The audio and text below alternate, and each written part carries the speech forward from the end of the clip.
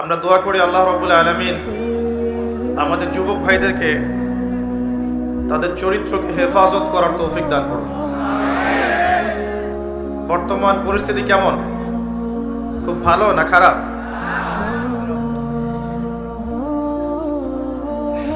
রাসূলুল্লাহ সাল্লাল্লাহু আলাইহি ওয়াসাল্লাম একটা অনবদ্য হাদিসের মধ্যে বলছেন, ইযা তুখিযাল ফাইউ দুলান, যখন রাষ্ট্রীয় সম্পদ বা গনিমতের মালগুলোকে মানুষ ব্যক্তিগত সম্পদ মনে করবে, মানুষ মনে করছে কিনা? ওয়াল আমানাতু মাগনামান, আমানত রাখা হলে সেটা মানুষ গনিমত মনে করে খেয়ে ফেলবে। ওয়াজ যাকাতু মাগরামান, এবং যাকাত প্রদান করাটাকে মানুষ বোঝা মনে করবে, মানুষ যাকাত প্রদান করতে চাইবে না। চলছে কিনা এমন সমস্যা? ওয়া তুউল্লিমা লিগাইরিদ দ্বীন, ধর্ম বিবর্জিত শিক্ষা ব্যবস্থা চালু হবে। হয়েছে কিনা? মানুষ জ্ঞান অর্জন করবে, কিন্তু জ্ঞান অর্জনের উদ্দেশ্য হবে দুনিয়া। দিন ধর্ম বিবর্জিত শিক্ষা ব্যবস্থা চালু করা হবে। নবীজি আগেই বলেছেন সাল্লাল্লাহু আলাইহি ওয়াসাল্লাম, নবীজি বলছেন যে আতাআর রাজুলু ইমরাতাহ, পরিবারের স্বামী বা কর্তা সে পরিবারের স্ত্রীর আঁচল ধরে থাকবে, তার আনুগত্য করবে। ও আক্কা উম্মাহ, এবং তার মায়ের সাথে দুর্ব্যবহার করবে, মায়ের হক আদায় করবে না। এমনটা হচ্ছে কিনা?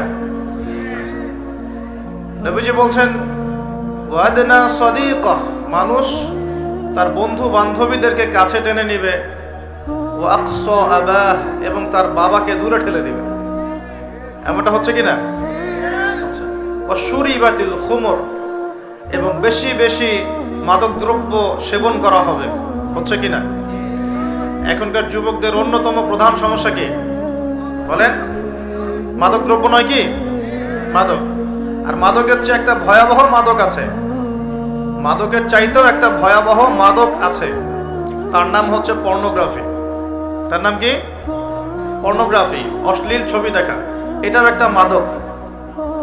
কারণ বর্তমান বিজ্ঞান বলছে, যখন কোনো ব্যক্তি পর্নে আসক্ত হয় তখন তার মাথা থেকে ডোপামিন নির্গত হয়। কি বের হয়? ডোপামিন। আর যখন কোনো ব্যক্তি মাদকাসক্ত হয় তখনও তার মাথা থেকে ডোপামিনই বের হয়। এটা উত্তেজক, আপনাকে ওই বিষয়টার প্রতি উদ্বুদ্ধ করবে। তো নবী সাল্লাল্লাহু আলাইহি ওয়াসাল্লাম বলেছিলেন অনেক দিন আগেই, প্রায় 1400 বছর আগে, ওয়া শুরিবাতিল খুমর, বেশি বেশি মাদক দ্রব্য সেবন করা হবে। ওয়া যহরাতিল কায়নাত ওয়াল মাআজিফ, এবং প্রচুর নর্তকী গায়িকার প্রচলন ঘটবে। ঘটেছে কিনা? ওয়াল মাআজিফ, এবং বাদ্যযন্ত্রের প্রচলন বেড়ে যাবে। বেড়েছে কিনা? নবীজি অন্য হাদিসে বলেছেন লা ইয়াশরাবান্না আন-নাস মিন হাযিহিল উম্মাল খামর ইউসাম্মুনাহা বিগাইরি ইসমিহা, এই উম্মতের এক অংশের মানুষ মাদকদ্রব্য সেবন করবে, কিন্তু তার নাম রাখবে ভিন্ন। মাদককে মাদক বলবে না, ভিন্ন নামে সম্বোধন করবে। নবীজি বলছেন ইউজাফু আলা রুউসিহিমুল মাআজিফ, মানুষের মাথার উপরে, মাথার কাছে বাদ্যযন্ত্র বাজতে থাকবে। এর ব্যাখ্যা আমরা বুঝতে পারতাম না, এখন বুঝতে পারি। মানুষের মাথার কাছে, কানের ভিতরে কেমন করে বাদ্যযন্ত্র বাজতে পারে? কিভাবে বাজতে পারে? ইয়ারফোন, ব্লুটুথ, সবার কানে কানে, সবাই গান শুনছে, নাউজুবিল্লাহ। বাদ্যযন্ত্র কানের ভিতরে না? নবীজি 1400 বছর আগে বলে গেছেন ইউজাফু আলা রুউসিহিম বিল মাআজিফ, মাথার উপরে, এখানে কানের কাছে, মাথার উপরে বাদ্যযন্ত্র বাজতে থাকবে। নবীজি বলছেন ওয়া যহরাতিল কায়নাত, এই যে গায়িকা নর্তকীদের সংখ্যা বাড়তে থাকবে। ওয়াল মাআজিফ, বাদ্যযন্ত্র বাড়তে থাকবে। ওয়াল মুগান্নিয়াত, এবং গান গায় যে মহিলা, এদের সংখ্যা বাড়তে থাকবে। বাড়ছে কিনা? বাড়ছে। নবীজি আরো বলেছেন ওয়ালাআনা আখির হাযিহিল উম্মাহ উলাহা, এই উম্মতের শেষের দিকের মানুষেরা প্রথম দিকের মানুষদেরকে গালিগালাজ করবে, করছে কিনা? শেষের দিকের মানুষেরা প্রথম দিকের মানুষদেরকে গালিগালাজ করবে, বলবে ইসলাম তো ওই যুগে চলতো, এই যুগে চলে না। ইসলাম তো ওই যে সেকেলে ধর্ম, মধ্যযুগীয় বর্বর। এই কথাগুলো শোনেন কিনা? উম্মতের শেষের দিকের লোকেরা প্রথম দিকের মানুষদেরকে গালিগালাজ করবে। নবীজি আরো বলছেন যে ওয়াসাদা কাবিলুহু ফাসিকুহুম, একটা কওমের সর্দার হবে ওই কওমের সবচেয়ে ফাসিক ব্যক্তি। নাউজুবিল্লাহ। এমনটা হয় কিনা? একটা কওমকে নেতৃত্ব দিবে সেই কওমের সবচেয়ে ফাসিক ব্যক্তি। ফাসিক কে? কে ফাসিক? আল্লাহ পাক ইবলিস সম্পর্কে বলছেন যে ইবলিস আদমকে সিজদা করলো না, সূরা কাহাফের মধ্যে। ওয়াইয কুলনা লিল মালাইকাতি ইসজুদু লিআদম ফাসাজাদু ইল্লা ইবলিস, আমি যখন ফেরেশতাদেরকে বললাম যে আদমকে সিজদা করো, সবাই সিজদা করলো, ইবলিস করলো না। ফাফাসাকা আন আমরি রাব্বি, সে তার রবের আদেশের সাথে ফাসিকি করলো। মানে রবের আদেশ মেনে না চলাটাই ফাসিকি। আর নবীজি বলছেন ওয়াসাদা কাবিলুহুম ফাসিকুহুম, একটা কওমের নেতৃত্ব দিবে ফাসিক ব্যক্তি, যে আল্লাহ পাকের হুকুম আহকামের পরোয়া করবে না। ওয়াকানা যাঈমুল কওমি আরযালাহুম, সমাজের সবচেয়ে নিকৃষ্ট মানুষকে কর্তৃত্বের আসন দেওয়া হবে। এগুলো হচ্ছে কিনা সমাজের মধ্যে? আরো বলছেন ওয়াযাহরাতিল আসওয়াতু ফিল মাসাজিদ, মসজিদগুলোর মধ্যে শোরগোল হট্টগোল বেড়ে যাবে। যাচ্ছে কিনা? যখন এমন হবে নবীজি বলছেন ইয়াখসিফুল্লাহু বিহিমুল আরদ, আল্লাহ রাব্বুল আলামিন ওই সম্প্রদায়কে এই ভূমি সহ নিচে ধসিয়ে দিবেন। বলি নাউজুবিল্লাহ। এখন ভূমিধস ভূমিকম্প আসছে কিনা? আরো বলছেন নবী সাল্লাল্লাহু আলাইহি ওয়াসাল্লাম ওয়ায়াজআলুল্লাহু মিনহুমুল কিরাদাতা ওয়াল খানাজির, আল্লাহ রাব্বুল আলামিন তাদের মধ্যে কিছু মানুষকে শুয়োর এবং বানর বানিয়ে দিবেন। বলি নাউজুবিল্লাহ। আর মানুষ কিন্তু বাহ্যিকভাবে বানর হয় না, দেখা যায় ভিতর থেকে বানর হয়ে গেছে। ভিতর থেকেই বানর হয়ে গেছে। ভিতর থেকে বানর মানে কি? বানর হচ্ছে এমন প্রাণী যে পাবলিকলি জেনা করে, পাবলিকলি জেনা করে। বানরের স্বভাবটা আপনাকে বলছি। বানরের স্বভাব কি? প্রাইভেট লাইফ আর পাবলিক লাইফের পার্থক্য বানর বোঝে না। কোন কাজগুলো প্রাইভেট লাইফে করতে হয় আর কোন কাজগুলো পাবলিকলি করতে হয়, এই কমন সেন্সটা বানরের নাই। আমার কথা কি বুঝতে পারছেন? প্রাইভেট লাইফ মানে যে কাজগুলো আমরা ব্যক্তিগত জীবনে করি, গোপন কাজ। আর পাবলিক মানে যে পাবলিকলি আমরা সবাই বসে আছি এখন, পাবলিক লাইফ। তো প্রাইভেট লাইফ আর পাবলিক লাইফের পার্থক্যটা বানর বোঝে না। আর আল্লাহ পাক কি শাস্তি দিবেন? বানর বানিয়ে দিবেন। সত্যি সত্যি কি মানুষ এখনো বানর হয়েছে? কাউকে দেখেছেন যে মানুষ থেকে বানর হয়ে গেছে? এমন কি হয়েছে এখনো? শুধু সূরা বাকারা একটা দলিল আছে, শনিবারের সীমা লঙ্ঘন করার জন্য আল্লাহ পাক বনু ইসরাইলদের একটা দলকে মানুষ থেকে বানর বানিয়ে দিয়েছিলেন। এই একটা দলিল কোরআনে পাওয়া যায়। এই উম্মতের মধ্যে কখনো শুনেছেন উম্মতে মুহাম্মাদির কোনো ব্যক্তি মানুষ থেকে বানর হয়ে গেছে? এটা হতে পারে মানুষ ভিতর থেকে বানর হয়ে যাবে, অর্থাৎ পাবলিক লাইফ আর প্রাইভেট লাইফের পার্থক্য বুঝতে পারবে না। এমনটা হচ্ছে কিনা? মানুষ এখন পাবলিক লাইফ আর প্রাইভেট লাইফটা একাকার করে ফেলছে না? বিয়ে করেছে, স্ত্রীকে দেখবে সে, ভালোবাসবে সে, স্ত্রী সাজবে তার জন্যে, এগুলো সব প্রাইভেট ব্যাপার। এগুলোকে মানুষ পাবলিক করে ঘুরে বেড়াচ্ছে না? বুঝতে পারছেন না মনে হয়? বাসায় শুয়ে আছেন, স্ত্রীর সাথে গল্প করছেন, প্রাইভেট বিষয়। এটাকে ফেসবুকে ছবি তুলে যারা দিল, সে প্রাইভেট লাইফটাকে পাবলিক করে দিল না? মানুষ প্রাইভেট লাইফ আর পাবলিক লাইফের পার্থক্য বুঝতে পারছে না। নবীজি আরো বলছেন ওয়ায়াজআলুল্লাহু মিনহুমুল কিরাদাতা ওয়াল খানাজির, এবং আল্লাহ পাক তাদের মধ্যে কিছু শুয়োরও বানিয়ে দিবেন। কি বানিয়ে দিবেন? শুয়োর কেমন? ওর সামনে ভালো কিছু দিবেন, ভালো কিছু, ফ্রেশ খাবার দেন, ভালো কিছু দেন, টাটকা খাবে না। বাসি পচা নোংরা আবর্জনা তার সামনে দিবেন, খুব মজা করে করে খাবে। এখান থেকে কি বুঝলাম? এক শ্রেণীর মানুষ বের হবে এই উম্মতে, যারা হালাল জিনিস ওদের কাছে ভালো লাগবে না, হারাম ভালো লাগবে।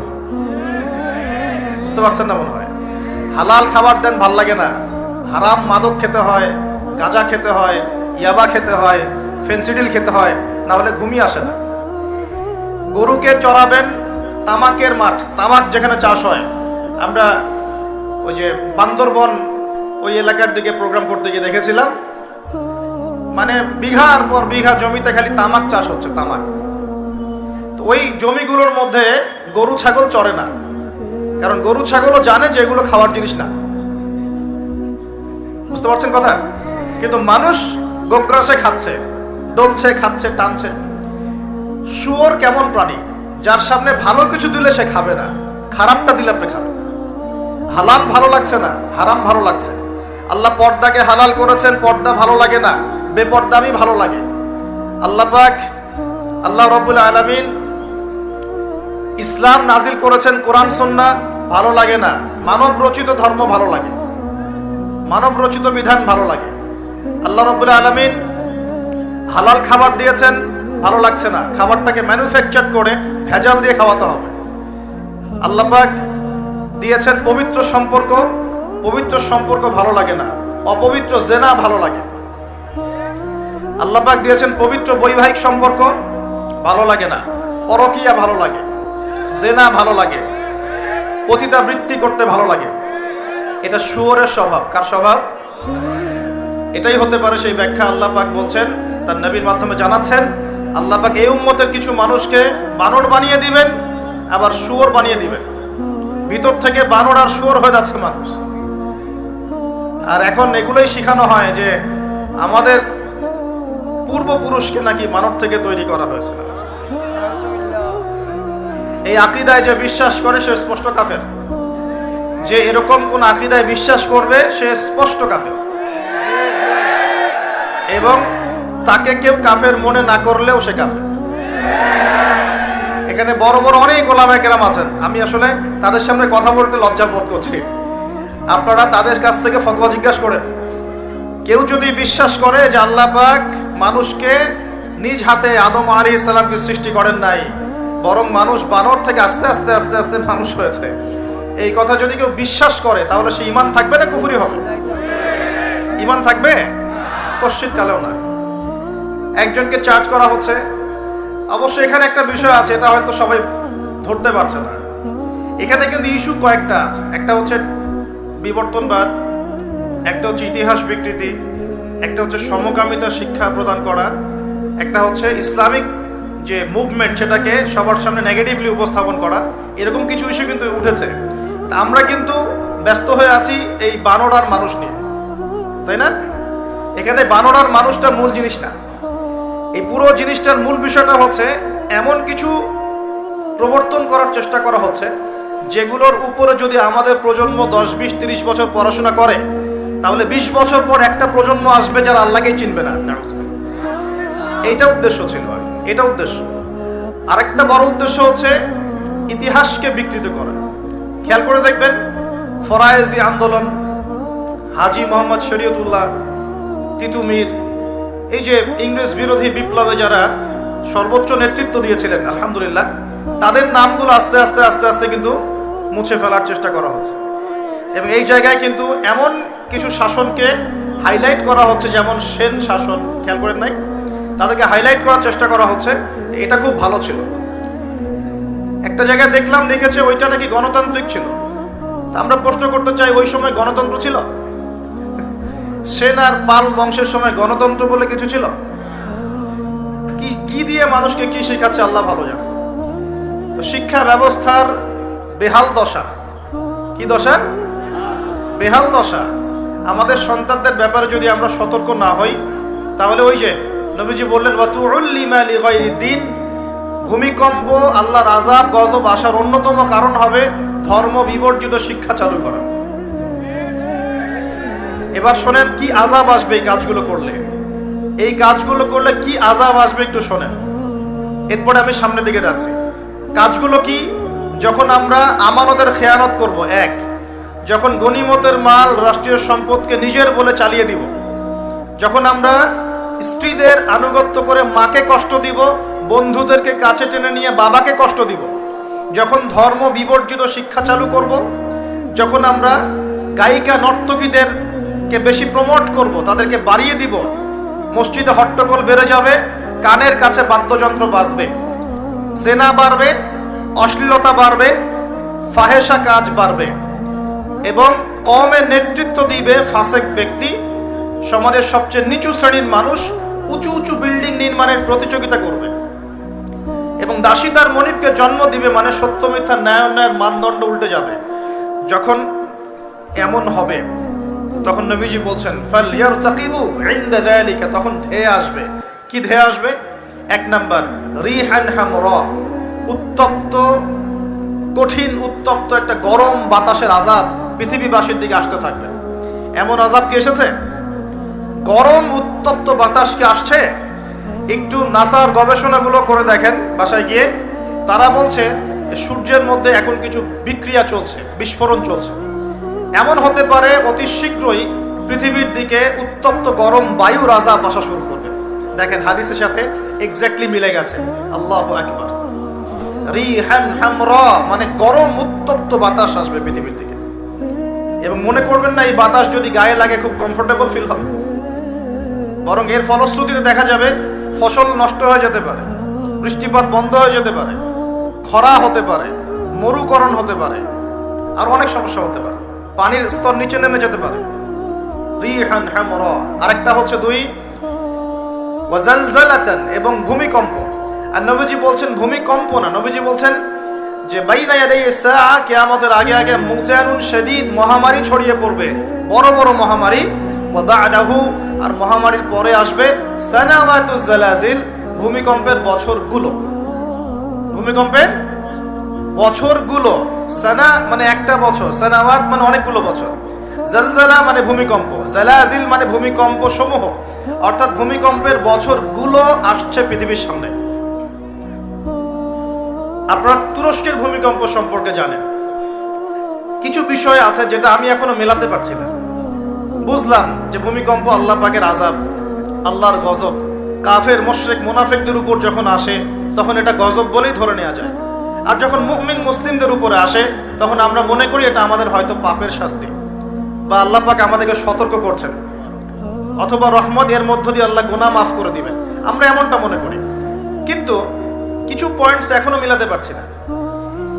1 মাস আগে নেদারল্যান্ডের একজন বিজ্ঞানী বলেছিলেন যে 1.5 মাসের মধ্যে তুরস্কে একটা ভূমিকম্প হবে। 1 মাস আগে নেদারল্যান্ডের একজন বিজ্ঞানী বলেছিলেন 1.5 মাসের মধ্যে তুরস্কে একটা ভূমিকম্প হতে পারে। কিভাবে সে জানলো বা এস্টিমেট করলো এখনো মেলাতে পারি নাই।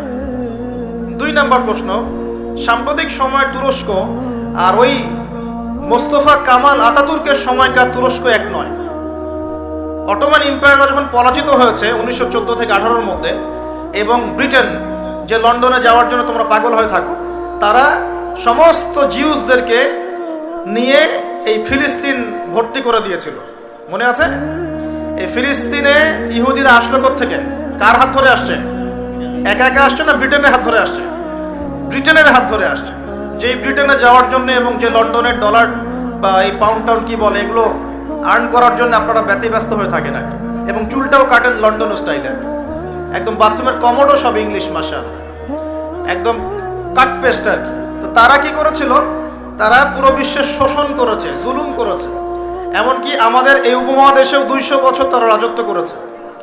আমাদেরকে, আমাদের বাপদাদাদেরকে পাছায় লাথি মেরেছিল এরা, ভুলে গেছেন মনে হয়। আর আমরা তো অ্যাকুরিয়ামের মাছের মতো মেমোরি নিয়ে চলি, আমরা আসলে ভুলে যাই যে আগামীকাল কি হয়েছে, মানে গতকাল কি হয়েছে। তো সেখানে যাওয়ার জন্য আমরা খুব ব্যতিব্যস্ত হয়ে থাকি। তো তারা কি করেছিল? তারা অটোমান এম্পায়ারদেরকে সেখান থেকে সরিয়ে দিয়ে সেখানে ওই জায়গাটা জিউসদের জন্য, ইহুদিদের জন্য উন্মুক্ত করে দিয়েছিল বলি, নাউজুবিল্লাহ। ওই জায়গাটা কাদের? এদিকে মনোযোগ দেন। ওই জায়গাটা কাদের? মুসলিমদের না অমুসলিমদের? যে জায়গাটা এখন জিউসরা দখল করে আছে ওই জায়গাটা কি আমাদের না অন্য কারো? কাদের? বাইতুল আকসা, মসজিদুল আকসা কাদের? আমাদের না ওদের? ওটা সরিয়ে ফেলার প্ল্যান হচ্ছে এখন। ওটা সরিয়ে ফেলে ওখানে টেম্পল নির্মাণ করা হবে। এসবের তো আমাদের খবর নাই। আমরা তো যে বললাম না, উঠেন বসেন নিয়ে পড়ে আছে, চা খাওয়া, কফি খাওয়া, হ্যাঁ, আমাদের এইগুলা মজা, আমরা এগুলো নিয়ে পড়ে আছি বেশি। আল্লাহ আমাদেরকে বোঝার তৌফিক দান করুন। আর যারা দিনকে নিয়ে ফিকির করে তাদেরকে এখন কোণঠাসা করে রাখা হচ্ছে, তাই না? যারা দিনকে নিয়ে সত্যিকারেই কিছু ফিকির করে তাদেরকেই জাতির সামনে আজকে খারাপভাবে উপস্থাপন করা হয়েছে। তবে আমি বলবো ধৈর্য ধরেন, কারণ ধৈর্যের চেয়ে উত্তম কোনো গুণ আল্লাহ কাউকে দেন নাই। ইনশাআল্লাহ তাআলা ফাইন্না মাআল উসরি ইউসরা, কষ্টের পরেই আসবে কি? স্বস্তি। ইন্না মাআল উসরি ইউসরা, আবারও বলছি কষ্টের পরেই আসবে কি? স্বস্তি। এটা আসবেই। নবীজি বলেছিলেন শেষ জামানায় দুই শ্রেণীর মানুষ আসবে, আমি এদেরকে দেখি নাই। নবীজি দেখেন নাই মানে 1400 বছর আগে ওরা ছিল না। এক শ্রেণী হচ্ছে হাতের মধ্যে মানুষকে মারার কিছু অস্ত্র নিয়ে ঘুরে বেড়াবে, এরা মানুষকে নির্মমভাবে পিটাবে, নির্মমভাবে মানুষকে পিটাবে। এই শ্রেণীকে আমি দেখিনি, এরা আসবে পরে। হাতে লাঠিওয়ালা সেই গ্রুপ কোনটা জানেন? ওই যে ঘরের মধ্যে ঢুকায় যে ছেলেগুলোকে মেরে রাত্রেবেলা মেরে ফেলায়, সেটা গ্রুপের। বিভিন্ন হলে দেখেন না, হকি স্টিক নিয়ে 8-10 জন মিলে এক একটা করে ছেলেকে ডেকে নিয়ে পিটাই মেরে ফেলায়, এগুলা সেই ছেলে। এদেরকে যেন জন্ম দিয়েছে ওই বাপের জন্য ধিক্কার, এদেরকে যেন জন্ম দিয়েছে এই বাপের জন্য ধিক্কার। আর এখন এরকম লেডিস গ্রুপও বের হয়েছে, আর মেয়েদেরকেও হলে ডেকে পিটানো শুরু করেছে। তোমরা কি মনে করো যে 5 জন 6 জন 10 জন মিলে একজনকে সারা রাত টর্চার করে মেরে ফেলানোর মধ্যে সুপুরুষ? তুমি সুপুরুষ, তুমি অনেক বড় বীর। সাহস থাকলে তুমি একজন মারামারি করে দেখাও না, দেখি তোমার এত বড় সাহস, তাহলে একজন মারামারি করে দেখাও না। আসো রিংয়ের মধ্যে আসো, তারপর দেখি তোমার কত শক্তি, আমাদের কত শক্তি। একজন 1-on-1 ব্যাটেলে আসো, খালি হাতে 1-on-1 ব্যাটেলে আসো। 8 জন 10 জন মিলে একটা বুয়েটের ছেলে, একটা মেডিকেলের ছেলে, একটা অমুকের ছেলে, তমুকের ছেলে, বাবা মায়ের স্বপ্ন লালন করা ছেলেগুলোকে ঘরের মধ্যে ঢুকাবা, সারা রাত পিটায় মেরে ফেলবা, এটাকে তোমরা সাফল্য মনে করো, বীরত্ব মনে করো? এই ছেলেগুলোকে জন্ম দিয়েছে যে পিতা মাতায়, এদের জন্য ধিক্কার আমার পক্ষ থেকে। আপনারা এইসব সন্তান জন্ম দিতে গেলেন কেন? খিদির আলাইহিস সালাম বেঁচে থাকলে ছোটবেলায় মেরে ফেলতো এদেরকে। ওই যে খিদির আলাইহিস সালাম ছোটবেলায় একটা বাচ্চাকে মেরে ফেলছিলেন না? মুসা আলাইহিস সালাম বলেছিলেন যে একটা বাচ্চাকে কেন মেরে ফেললেন? তখন খিদির আলাইহিস সালাম বলেছিলেন এই ছেলেটা যদি বড় হলে অনেক বড় কাফের হবে, আল্লাহ আগে জানিয়ে দিয়েছেন, এই জন্য আগে মেরে দিয়েছে। এই বাচ্চাগুলোকে নিতে গেলেন কেন? কোন রকম লজ্জাবোধও নাই, চক্ষু লজ্জা নাই। এরপর যখন আইন শৃঙ্খলা বাহিনী এদেরকে অ্যারেস্ট করে নিয়ে যায়, বীরের মতো হাসতে হাসতে চলে যায়। ও জানে যে আমার কোনো সমস্যা হবে না, ফাঁক ফোকর দিয়ে বেরিয়ে চলে আসবে। তোমরা এগুলোকে বীরত্ব মনে করো, সুপুরুষ হয়ে গেছো তোমরা। এতই যদি ক্ষমতা থাকে, সাহস থাকে, তো একজন মারামারি করো না কেন? 1-on-1 ব্যাটেল আসো, তারপর দেখো কে জিতে কে হারে। 10 জন মিলে একজনকে পিটাবা, মনে করছো খুব বড় বীর হয়ে গেছো। এখন 10টা মেয়ে মিলে একটা মেয়েকেও পিটাচ্ছে, সুবহানাল্লাহ। তা আবার ইসলামিক বিশ্ববিদ্যালয়ের মধ্যে। এই বিশ্ববিদ্যালয়ের নাম ইসলামিক কে দিল? এটা ইসলাম? একটা মেয়েকে আপনি ঘরের মধ্যে ঢুকায় সারা রাত পিটাবেন, মেয়েটা কাঁদতে বলছে আমার পায়জামা পর্যন্ত খুলে ফেলেছে টান দিয়ে। আরে তোর মায়ের পায়জামাকে খুলে ফেললে তোর কেমন লাগবে? তোর বোনের পায়জামাকে খুলে ফেললে তোর কেমন লাগবে? কোন সাহসে তুই একটা মেয়ের পায়জামায় হাত দিস? এত বড় সাহস! আর এদেরকে আমরা তোলা করে মানুষ করি। আইন শৃঙ্খলা বাহিনী আপনারা কি করেন? ইনস্ট্যান্ট কোর্ট বসে ফাঁসি দিয়ে দিবেন এদেরকে।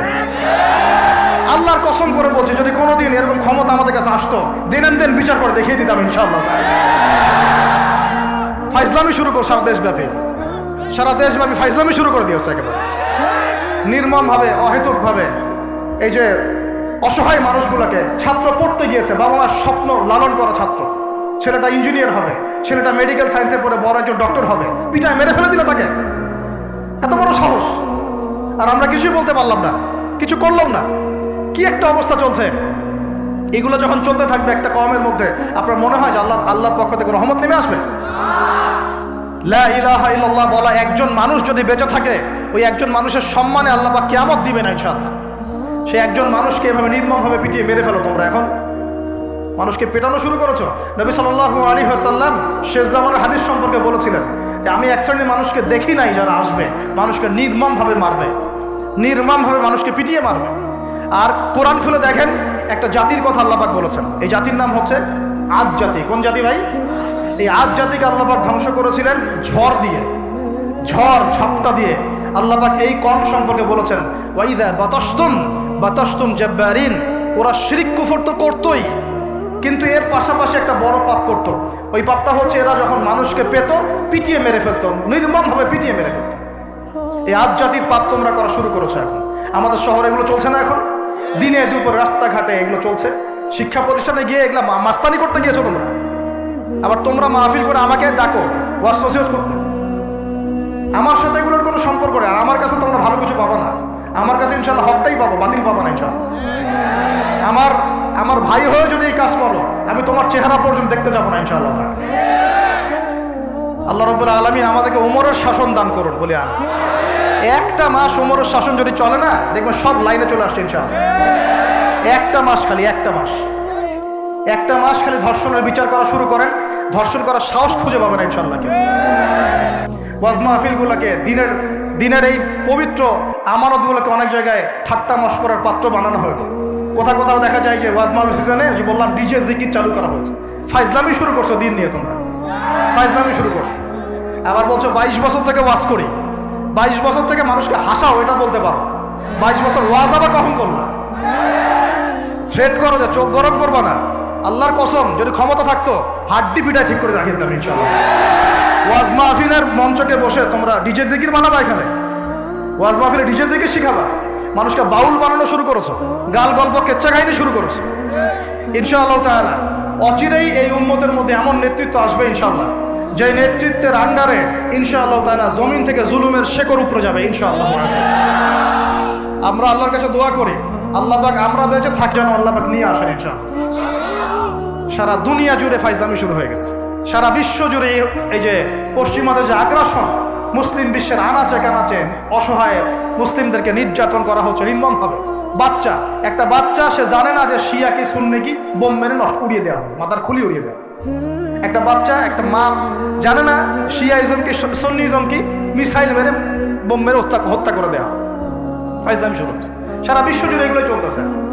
সারা বিশ্ব জুড়ে মিডিয়ার মধ্য দিয়ে মুসলিমদেরকে আজকে সন্ত্রাসী বানানো হয়ে গিয়েছে। সারা বিশ্বে রক্তও ঝরবে আমাদের, আবার আমাদেরকেও সবাই সন্ত্রাসী বলে বেড়াবে। নাটক শুরু করেছে, নাটক। সারা বিশ্ব জুড়ে সবচেয়ে শান্তিকামী মানুষ কারা? আমরা, অন্য কেউ আছে? সারা বিশ্বের মানুষের, নিরীহ মানুষের রক্ত কাদের হাতে লেগে আছে? আমাদের হাতে। আমরা ইরাকে মানুষ হত্যা করেছি, আমরা আফগানিস্তানে মানুষ হত্যা করেছি, আমরা উইঘুরদেরকে হত্যা করেছি, আমরা রোহিঙ্গাদেরকে হত্যা করেছি, আমরা বিগত 12, 14, 15 বছর ধরে সিরিয়াতে বাচ্চাদেরকে হত্যা করেছি, বিগত প্রায় 70 বছর থেকে প্যালেস্টাইনে আমরা মানুষকে হত্যা করেছি। আমরা কি এই যে লেবানন, জর্ডান এই জায়গাগুলোতে মানুষকে আমরা মারছি? তাহলে সারা বিশ্বে আমাদেরকে আজকে সন্ত্রাসী কেন বলা হবে? কি কারণে বলা হবে? আর আমরা কেউ কোনো কথাও বলি না, মন থেকে ঘৃণাও করি না। এই কথাগুলো বলবেন কারা? বলবেন তো আলেম ওলামারা। এখন যদি আমরা এই ওয়াজ মাহফিলের স্টেজগুলোকে সার্কাসের মঞ্চ বানিয়ে ফেলি, এই আমানতের হক কে আদায় করবে? কে আদায় করবে? আল্লাহ পাক আমাদের সবাইকে বোঝার তৌফিক দান করুন। আমরা আশা করি ইনশাআল্লাহ তাআলা আমাদের উপরে যারা আছেন তাদের বোধোদয় হবে ইনশাআল্লাহ তাআলা। আমরা কারো শত্রু নই, ইসলাম কারো শত্রু নয়, কারো খারাপ চায় না। ইসলাম চায় সমাজের ন্যায় প্রতিষ্ঠা হোক, এবং ন্যায়টা যে কারো হাত দিয়ে প্রতিষ্ঠা হোক, কোনো সমস্যা নাই। এক্স ওয়াই জেড যেই হোক না কেন, যার হাতে ন্যায় প্রতিষ্ঠা হবে আমরা তার জন্য দোয়া করবো ইনশাআল্লাহ। আর যে অন্যায়কে প্রশ্রয় দিবে, প্রতিষ্ঠা করবে, আমরা তার ধ্বংসের জন্য আল্লাহর কাছে দোয়া করবো ইনশাআল্লাহ। আর আল্লাহ পাকের গজব যখন নেমে আসবে কেউ ঠেকাতে পারবে না ইনশাআল্লাহ। আমি বলে দিয়েছি প্রথমেই, সবকিছুর মালিককে, সব ক্ষমতা কার হাতে? প্রিয় যুবক ভাইয়ের স্পেশালি আগামী দিনে ইসলামের পতাকা হাতে নিয়ে বিশ্বকে চ্যালেঞ্জ করার জন্য এখন থেকে প্রস্তুত হয়ে যান। একদিনের মাহফিল দিয়ে কিচ্ছু হবে না, একদিনের মাহফিল দিয়ে গরম বক্তব্য দিয়েও কিছু হবে না। আপনাদের সবাইকে কনস্ট্রাকটিভ কাজ করতে হবে। প্রত্যেক মুসলিম ভাইকে 5 ওয়াক্ত নামাজ আদায় করতে হবে, আল্লাহ পাক তৌফিক দান করুন। প্রত্যেক ভাইয়ের যাদের যাকাত ফরজ হয়েছে, যাকাত অবশ্যই দিতে হবে ইনশাআল্লাহ। বেশি বেশি দান সদকা করবেন। নিজের পরিবারের মধ্যে কোনোভাবেই অনইসলামিক কোনো সংস্কৃতি আসতে দিবেন না। নিজের পরিবারের মধ্যে পর্দা প্রতিষ্ঠা করবেন। কোনো অবস্থাতেই হারাম রিজিকের দিকে যাবেন না ইনশাআল্লাহ। আপনার সন্তান সন্ততিদেরকে ছোটবেলা থেকেই মুসলিম রূপে মানুষ করবেন, কোনো রকম অমুসলিম কালচারে বড় করবেন। আপনার সন্তানদেরকে ছোটবেলায় কোরআন শেখাবেন, হাদিস শেখাবেন, আলেম ওলামার সহবত দিবেন, হকপন্থী আলেম চিনবেন, তাদের কাছে সন্তানদেরকে পাঠাবেন ইনশাআল্লাহ। ইসলামকে নিয়ে ঠাট্টা বিদ্রুপ করবেন না, রং তামাশা করবেন না। এই যুগ সম্পর্কে সচেতন থাকবেন, কি হচ্ছে, কি চলছে, হাদিসে কি আছে, কোরআনে কি আছে, সামনে কি হতে পারে, সচেতনতা তৈরি করবেন। এই চলমান ফিতনাময় পরিবেশে নিজের ঈমান আমলকে এমনভাবে ধরে রাখবেন যেমন করে হাতের মধ্যে মানুষ আগুন ধরে রাখে, ঈমান ধরে রাখে। পরিবারের মধ্যে বেপরদামিকে স্থান দিবেন না। পরিবারের ছেলে কি করছে, মেয়ে কি করছে, আপনার আত্মীয় স্বজনের হক ঠিক আছে কিনা, প্রতিবেশীর হক ঠিক আছে কিনা, প্রতিটা বিষয় as a Muslim leader of the family আপনাকে এগুলো দেখতে হবে। আল্লাহ পাক তৌফিক দান করুন। এবং বেশি বেশি সামাজিক কিছু অ্যাসোসিয়েশন গড়ে তুলবেন যেগুলো সামাজিক অন্যায়গুলোকে প্রতিরোধ করবে ইনশাআল্লাহ, সামাজিকভাবে ন্যায় ছড়িয়ে দিবে, সামাজিকভাবে ইসলাম ছড়িয়ে দিবে ইনশাআল্লাহ। শিক্ষা প্রতিষ্ঠান গড়ে তুলবেন যেখানে জেনারেল এবং ইসলামিক শিক্ষার সমন্বয় থাকবে, আলোকিত প্রজন্ম গড়ে উঠবে ইনশাআল্লাহ। এরকম সমাজের অবস্থায় কি আল্লাহর আযাব আসবে না রহমত আসবে? এই হচ্ছে আমাদের সমাজের অবস্থা। এখন কতগুলো বলে শেষ করব। প্রতি ঘরে ঘরে ব্যভিচার ঢুকে পড়েছে, ঘরে ঘরে ব্যভিচার, পরকিয়া ঢুকেছে, পরকিয়া। আর অর্থনৈতিক ক্ষেত্রে ঘরে ঘরে ঢুকেছে সুদ আর সুদ, ঘুষ ঢুকেছে ঘুষ, এদিকে সুদ ঢুকেছে, দুর্নীতি ঢুকেছে, অন্যের সম্পদ অন্যায়ভাবে হস্তক্ষেপ করার নোংরা সংস্কৃতি ঢুকে পড়েছে প্রত্যেক জায়গায় জায়গায়। আমাদের ইয়াং জেনারেশন নিজেদের ইতিহাস ভুলে গেছে যে আমরা কার উত্তরসূরি। খালেদ বিন ওয়ালিদের নামও তারা জানে না, উমর ইবনুল খাত্তাবের নাম জানে না, তারেক বিন জিয়াদকে চিনে না, মুহাম্মদ বিন কাসিমকে চিনে না। এরা ক্রিস্টিয়ানো রোনাল্ডোকে চিনে, এরা মেসিকে চিনে, নেইমারকে চিনে, এরা আমাদের ক্রিকেটারদেরকে চিনে। মাশা দেখো, দিন দিন আমরা বিপথে যাচ্ছি, তারা হেদায়েতের দিকে আসছে। এটা কি ধরনের কথা? আমার পরিবারের মা বোনরা কিভাবে বেপরদায় বাইরে যায়, আমার পরিবারের কর্তা আমি কেমন করে আমার পরিবারের স্ত্রী সন্তান মেয়েরা বাইরে বেপরদায় যাবে, কিভাবে যাবে?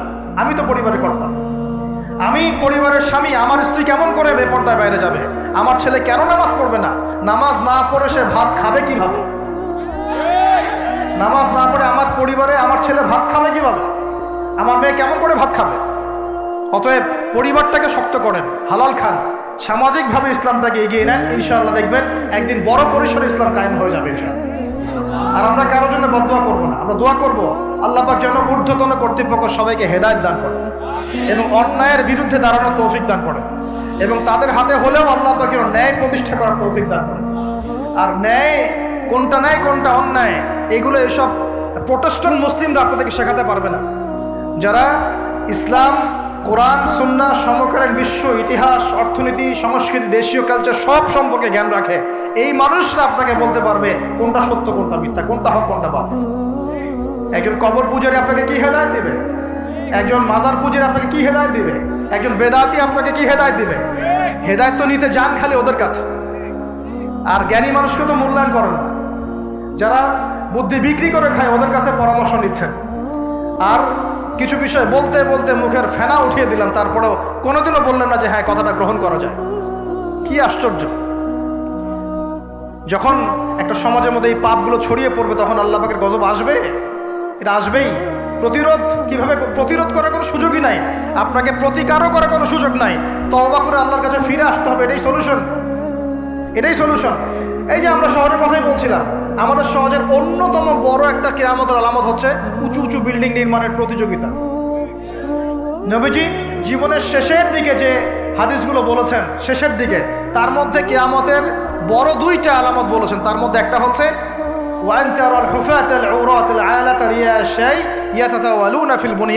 যখন দেখবে সমাজের সবচেয়ে নিম্ন শ্রেণীর মানুষেরা, রাখাল টাইপের মানুষ, গায়ে জামা নাই, পায়ে স্যান্ডেল নাই, উঁচু উঁচু বিল্ডিং নির্মাণের প্রতিযোগিতা করছে। ধনীরা বিল্ডিং নির্মাণ করবে এমনটা নবীজি বলেন নাই। নবীজি বলছেন গরিব, ফকির, মিসকিন, গায়ে কাপড় নাই, স্যান্ডেল নাই, এরা বিল্ডিং নির্মাণ করবে না, প্রতিযোগিতা করবে একে অপরের সাথে। এখনকার আরব বিশ্বটা এর জাজল্যমান দৃষ্টান্ত, এখনকার আরব বিশ্বটা এর জাজল্যমান দৃষ্টান্ত। অনেক সালফে সালেহিন বলেছেন যে এই হাদিস থেকে আরবদেরকে ইশারা করা হয়েছে। এটা আমাদের ঢাকার মধ্যে চলে আসছে। আজ কালকে যার এক জায়গা টাকা পয়সা ছিল না, আজকে 10 তলা 20 তলা ফ্ল্যাটের মালিক। কিভাবে সম্ভব? সুদের মধ্য দিয়ে সম্ভব, দুর্নীতির মধ্য দিয়ে সম্ভব, কালো টাকার মধ্য দিয়ে সম্ভব, অন্যের সম্পদ অন্যায়ভাবে হস্তক্ষেপ করার মধ্য দিয়ে সম্ভব। আর মাশাআল্লাহ, যার একটা 5-10 তলা বাড়ি আছে আমাদের শহরে, অন্য মানুষকে মানুষই মনে করে, ভাড়াটিয়াকে মনে করে যে তেলাপোকা, ককরোচ। ছিছি করে তাড়াচ্ছে। কত যে শর্ত! কোনো কোনো সময় এমনও হয়েছে মানে বাড়ি ভাড়া চাইতে গিয়ে যে বেইজ্জত হতে হয়েছে, মনে হলো যে বাড়ি ভাড়া চাইতে গিয়ে মানে নিজের সম্মান নিজে নষ্ট করে ফেললাম। সুবহানাল্লাহ। কারণ যখন নিম্ন শ্রেণীর মানুষের কাছে অর্থ আসে তখন কিন্তু এদের মধ্যে কালচার আসে না। কালচার আসে না, সম্পদ আসে ঠিকই, কিন্তু কালচার, সভ্যতা আসে না। তারা অসভ্যই থেকে যায়। কাকে সম্মান দিতে হবে কাকে দিতে হবে না সেটাও জানে না। কথা বুঝতে পারছেন? এটা আমাদের সমাজ এখন চলছে, হাইলি কনস্ট্রাক্টেড বিল্ডিংসের প্রতিযোগিতা। আর আমরা বলবো কেন, এই যে এখনকার সেকুলার রিপোর্টগুলোই বলছে বেশিরভাগ বিল্ডিংয়েরই দেখা যায় যে কোনো রকমের ভিত্তি নাই। এই 5-6 মাত্রার ভূমিকম্প হলেই সব ধরধর করে পড়ে যায়। আরও এই যে অহংকার, আমি একটা ফ্ল্যাটের মালিক। ঢাকা শহরে মনে হচ্ছে যেন পরিচয়ের মানদণ্ড হচ্ছে এটাই। জিজ্ঞাসা যদি করেন যে ভাই আপনার নাম কি করেন, বলবে ওই যে ফ্ল্যাটটা দেখছেন 10 তলা ওইটা আমার। ভাবখানা এমন হচ্ছে এটাই তার পরিচয়ের মানদণ্ড। সে কি করে, তার শিক্ষাগত যোগ্যতা কি, কোন প্রফেশন, এগুলো বড় কথা নয়। ওই যে ফ্ল্যাটটা দেখছেন 6 তলা ওইটা আমার।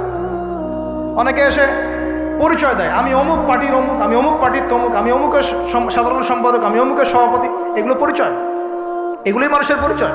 আমি অমুক দল করি, তমুক দল করি। পরিচয় কি তোমার?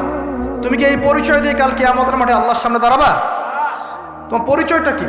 পরিচয় হচ্ছে তোমার শিক্ষাগত যোগ্যতা কি, তুমি সমাজকে কতটুকু সার্ভ করতেছো, তোমার ইলমি যোগ্যতা কি, তুমি 5 ওয়াক্ত নামাজ পড়ো কিনা, তুমি ইসলামপন্থী কিনা, তোমার সুন্নত আছে কিনা, তুমি দিনের জন্য কি করো, এগুলো তোমার পরিচয়। আল্লাহ রাব্বুল আলামিন আমাদের কথাগুলো বোঝার তৌফিক দান করুন। আমাদের সমাজে হাইলি কনস্ট্রাক্টেড বিল্ডিংসের এগুলো প্রতিযোগিতা চলছে। দেখেন, বিল্ডিং নির্মাণ করা পাপের কিছু নয়, কিন্তু এগুলোর মধ্য দিয়ে অহংকার করাটাই পাপের। আর অহংকার করলে আল্লাহ পাক এগুলোকে ধসিয়ে দিতে সময় নেবেন না। আল্লাহ পাক আমাদেরকে বোঝার তৌফিক দান করুন। আমাদের সমাজে রন্ধে এগুলো চলছে। আমানতের খেয়ানত, অবিশ্বাস, সুদ চলছে, জেনা চলছে, ফ্ল্যাটে জেনা চলছে, ফ্ল্যাটে জেনা। জেনা মানে শুধু শারীরিক ইলিগেল ফিজিক্যাল রিলেশনশিপই নয়।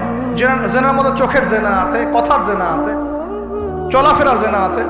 নবীজি বলেছেন শেষ জামানায় এক শ্রেণী মেয়ে আসবে যারা পুরুষের কাপড় পরে ঘুরবে। এটা দেখার জন্য আপনি ঢাকার শপিং মলে চলে যান। শপিং মলে যান, কিয়ামত দেখতে পারবেন। কিয়ামত কাকে বলে? কিয়ামত কাকে বলে? কেউ দেখা যায় সুন্দর সুন্দর বোরখা বানিয়ে নিয়েছে, যে বোরখাগুলো পরেও তার মানে শরীরের কাঠামো স্পষ্ট বোঝা যাচ্ছে। এখানে আপনি কাকে দায়ী করবেন, কাকে দোষ দিবেন? অবৈধ সম্পর্ক ঢাকা শহরে রন্ধে ঢুকে গেছে। অবৈধ সম্পর্ক, টিনেজ 8-10 বছর, ক্লাস 8-এ পড়ে, ক্লাস 9-এ পড়ে, 10-এ পড়ে, এদের মধ্যে ইলিগাল সম্পর্ক চলছে। ইউনিভার্সিটিতে পড়ে, স্কুল কলেজ পাশ করে বিশ্ববিদ্যালয়ে গিয়েছে, ব্যাস ও মনে হয় যে একেবারে পাখা ওর গজায় গেছে, যা ইচ্ছে তাই করতে হবে। মেয়েকে দিয়েছেন একটা স্মার্টফোন, ব্যাস নষ্ট হয়ে গেছে। ছেলেকে দিয়েছেন একটা বাইক, ও দেখ মাদকের আসরে বসে আছে। কি একটা অবস্থা! এই যুব সমাজ কি আগামী দিনে ইসলামের পতাকা বহন করবে? এই যুব সমাজকে দিয়ে ইসলামের বিজয় লাভ হবে, নাকি আমাদের একটা ঈমান দীপ্ত যুব সমাজ দরকার? কোনটা? আল্লাহ পাক আমাদের সবাইকে আল্লাহর পক্ষ থেকে ঈমান দান করুন। আর আমি আর লম্বা করতে থাকলে সারা রাত যাবে গা। আমি আপনাকে গুছায় নিয়ে এসে শেষ করে দিচ্ছি যে এর পাশাপাশি কোন কোন পাপ ছিল, যে পাপগুলোর কারণে আল্লাহ পাক এই গজবগুলো দিয়েছিলেন, এবং এই ঢাকা শহর সহ এই বড় বড় শহরগুলা এই পাপের মধ্যে আছে কি না আপনি নিজেই যাচাই করবেন। যাচাই কে করবে? আপনি যাচাই করবেন, আমি যাচাই করব না। 1 নম্বর শিরকের পাপ আছে না নাই? কুফরির পাপ 2 আছে না নাই? আমানত উঠে যাওয়া আছে না নাই? আমানত উঠে যায় নাই? কেএফসিতে যান, মরামুরগি খাবেন, আমানত উঠে গেছে। মসজিদ থেকে শুরু করে উপর লেভেল পর্যন্ত কোনো জায়গায় আমানত আছে? কেউ বলছে যে আমি জনগণের কল্যাণে নিজেকে নিয়োজিত করেছি, উপর থেকে হাতি আসলে ও খাইতে মাসি বানায় দেয় না? এগুলো একটা বাজেট আসছে 1 কোটি টাকার, দেখবেন আস্তে আস্তে 10 লাখ টাকায় নেমে আসছে, শেষ নাই। এ খাবে 10, ও খাবে 5, এ খাবে 5 করতে জনগণ খাবে 10। তা আমানত উঠে যায় নাই সমাজ থেকে? 3 নম্বর আমানত উঠে যাবে। 4 বিশ্বাস উঠে যাবে। বিশ্বাস উঠে গেছে না? বাবাও ছেলেকে বিশ্বাস করতে পারে না, এখন স্বামী স্ত্রীকে বিশ্বাস করতে পারে। মনে রাখবেন, একটা সমাজে যদি বিশ্বাস না থাকে একের প্রতি অন্যের, এই সমাজের মধ্যে কখনো শান্তি আসবে না। আপনি পরিবারে শান্তি পাবেন না, সমাজ তো পর দূরের কথা। এবার আসেন 5 নম্বর হচ্ছে মাপে কম দেওয়া। মাপে কি ভাই? এই মাপে কম দেওয়াটা আমাদের সমাজে পাপের মধ্যে নাই। ব্যবসায়ী যারা আছেন সতর্ক হয়ে যান। আপনি যদি মাপে কম দেন, এই পুরো রিজিক আপনার জন্য হারাম হয়ে যাবে, পুরা রিজিকটাই। এই রিজিকের ইবাদত আল্লাহর দরবারে যদি কবুল হয়, তাহলে কোরআন হাদিস মিথ্যা হয়ে যাবে। নাউজুবিল্লাহ। কোরআন হাদিস কি মিথ্যা? এই রিজিক যদি খেয়ে ইবাদত আল্লাহর কাছে কবুল হয়, তাহলে কোরআন সুন্নাহ মিথ্যা হয়ে যাবে। নাউজুবিল্লাহ। আল্লাহ পাক বলেছেন, এই মাপে কম দেয়া হারাম রিজিক খেয়ে ইবাদত করলে ইবাদত কবুল হবে। পৃথিবীতে সর্বপ্রথম কওমে মাদিয়ানকে ভূমিকম্প দিয়ে ধ্বংস করে দেওয়া হয়েছিল। তাদের প্রধান অপরাধ ছিল মাপে কম দেওয়া, যেটা আমাদের মধ্যে ছড়িয়ে পড়েছে। মাপে কম দিচ্ছি আমরা। মাপে যারা কম দেয়, এই পাপের কারণে সমাজের মধ্যে দুর্ভিক্ষ নেমে আসে। আমাদের অর্থনৈতিক অবস্থা এমন জায়গায় দাঁড়িয়ে আছে না, দুর্ভিক্ষ যদি চলে আসে অবাক হওয়ার কিছু নাই। দুর্ভিক্ষ চলে আসলে আপনারা অবাক হতে পারেন, আমি অবাক হব না। এমন একটা জায়গায় দাঁড়িয়ে আছে। প্রতিটা পণ্যের দাম অলরেডি বাড়া শুরু হয়ে গেছে। কিছু কিছু বৈশ্বিক কারণ আছে, এগুলোর কারণে যেমন বাড়ছে, আবার কিছু কিছু আমাদের নিজস্ব মানবসৃষ্ট কারণ আছে, এই কারণেও বাড়ছে। মানবসৃষ্ট কারণগুলো বুঝতে হলে আপনাকে বেসিক কিছু অর্থনীতি বুঝতে হবে। এটা পড়াশোনা করেন, দেখবেন। আমি গত লেকচারে বলেছি। আল্লাহ রাব্বুল আলামিন আমাদের সবাইকে হালাল খাওয়ার তৌফিক দান করুন। তো যেটা বলছিলাম, পয়েন্ট একটু খেয়াল করেন। তারা কিন্তু ইহুদিদেরকে জায়গা করে দিয়েছে জেরুজালেমে। ওই সময় অটোম্যানদেরকে পরাজিত করে ওরা একজনকে ক্ষমতায় বসিয়েছিল, তার নাম হচ্ছে মোস্তফা কামাল আতাতুর্ক। নাম শুনেছেন? সে যখন ক্ষমতায় এসেছিল, তখন পুরো তুরস্কটাকে ইউরোপ বানিয়ে ফেলেছে। কিরকম? ওই যে রাস্তাঘাটে নগ্ন হয়ে মেয়েরা ঘুরে বেড়াচ্ছে, নামাজ বন্ধ, আজান বন্ধ, মাদ্রাসা বন্ধ। আজান যদি দিতেও হয়, তাও আরবি ভাষায় না, তুর্কি ভাষায় দেওয়া লাগে। আপনারা জানেন কিনা, ওই সময় সব মাদ্রাসা বন্ধ করে দেওয়া হয়েছে, মসজিদগুলো তালা মেরে দেওয়া হয়েছিল।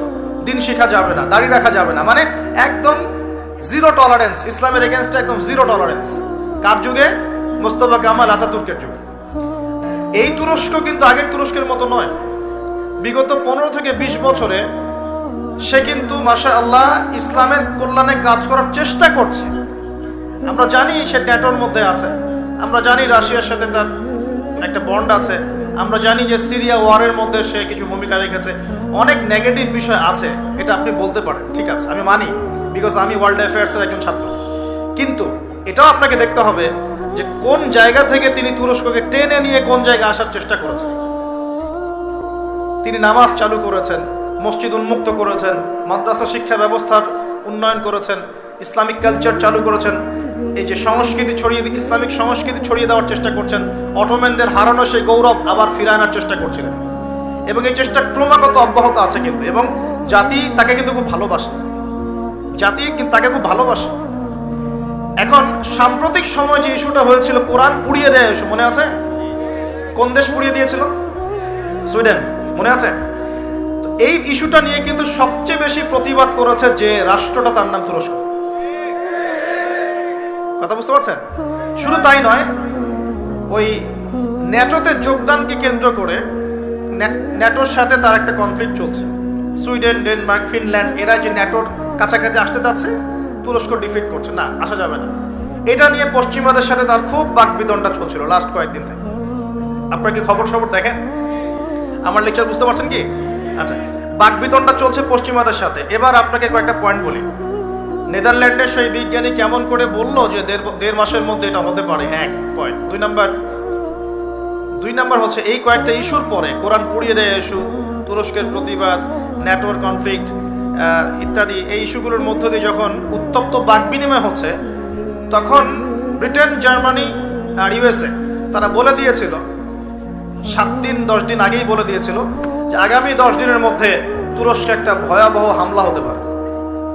কি হতে পারে? হামলা। তারা বলেছে সন্ত্রাসী হামলা হতে পারে। তুরস্কের পররাষ্ট্রমন্ত্রী ব্রিফ করছিলেন, দেখলাম তিনি বলছেন যে তারা বলছে আমাদের এখানে কিছু একটা হবে, কিন্তু কি হবে, কিভাবে হবে তারা বলছে না। এই পয়েন্টটা এখনো মিলাতে পারছি না। আর তৃতীয় পয়েন্টটা আরো মারাত্মক। এই ভূমিকম্পের ঠিক 2 দিন আগে, 3 দিন আগে ওই 3টা কান্ট্রি তুরস্ক থেকে তাদের কনসুলেট, যে পররাষ্ট্র অধিদপ্তরগুলো থাকে, এগুলো গুটিয়ে চলে গেছে দেশে। কেন 2 দিন আগে, 3 দিন আগে সব গুটিয়ে চলে গেল? তবে কি তারা কিছু জানতো? তবে কি এখানে কোনো কিন্তু আছে? থাকতেও পারে, থাকতে পারে। আমরা তো গায়েবের খবর জানি না, জানি গায়েবের খবর আমরা জানি না। তবে এই কয়েকটা প্রশ্ন মনের মধ্যে খুব দানা বাঁধছে যে কেন? যে পাপগুলোর কারণে এই জালজালা আসবে নবীজি বললেন।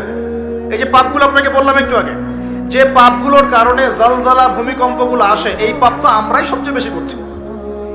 তা আসা তো কথা আমার এখানে নাকি? বুঝতে পারছেন না মনে হয়? মাদক দ্রব্যের প্রচলন বাংলার মাটিতে বেশি না কম? কত বেশি? প্রচন্ড রকম বেশি। বেশি না? নগ্নতা, বেহায়াপনা বেশি না কম? গান বাজনা, বাদ্যযন্ত্র বেশি না কম? সংস্কৃতির দোহাই দিয়ে আমরা সবাইকে এগুলো শোনাচ্ছি কিনা? নগ্নতা, ব্লু ফিল্মস, পর্নোগ্রাফিতে আমরা কি পিছিয়ে নিয়ে এগিয়ে? করাপশন, দুর্নীতিতে আমরা কত নাম্বার? আজকে আসছি 12, আগে ছিল 13, আজকে হয়েছে 12। মাশাআল্লাহ, উন্নতি হয়েছে আমাদের। আচ্ছা, তারপরে এই যে আমানতের খেয়ানতে আমরা পটু না কম না বেশি? একটা হাতি উপর থেকে আস্তে আস্তে এখানে মাছি হয়ে যায় কিনা? একটা হাতি উপর থেকে আস্তে আস্তে মাছি হয়ে যায় কিনা?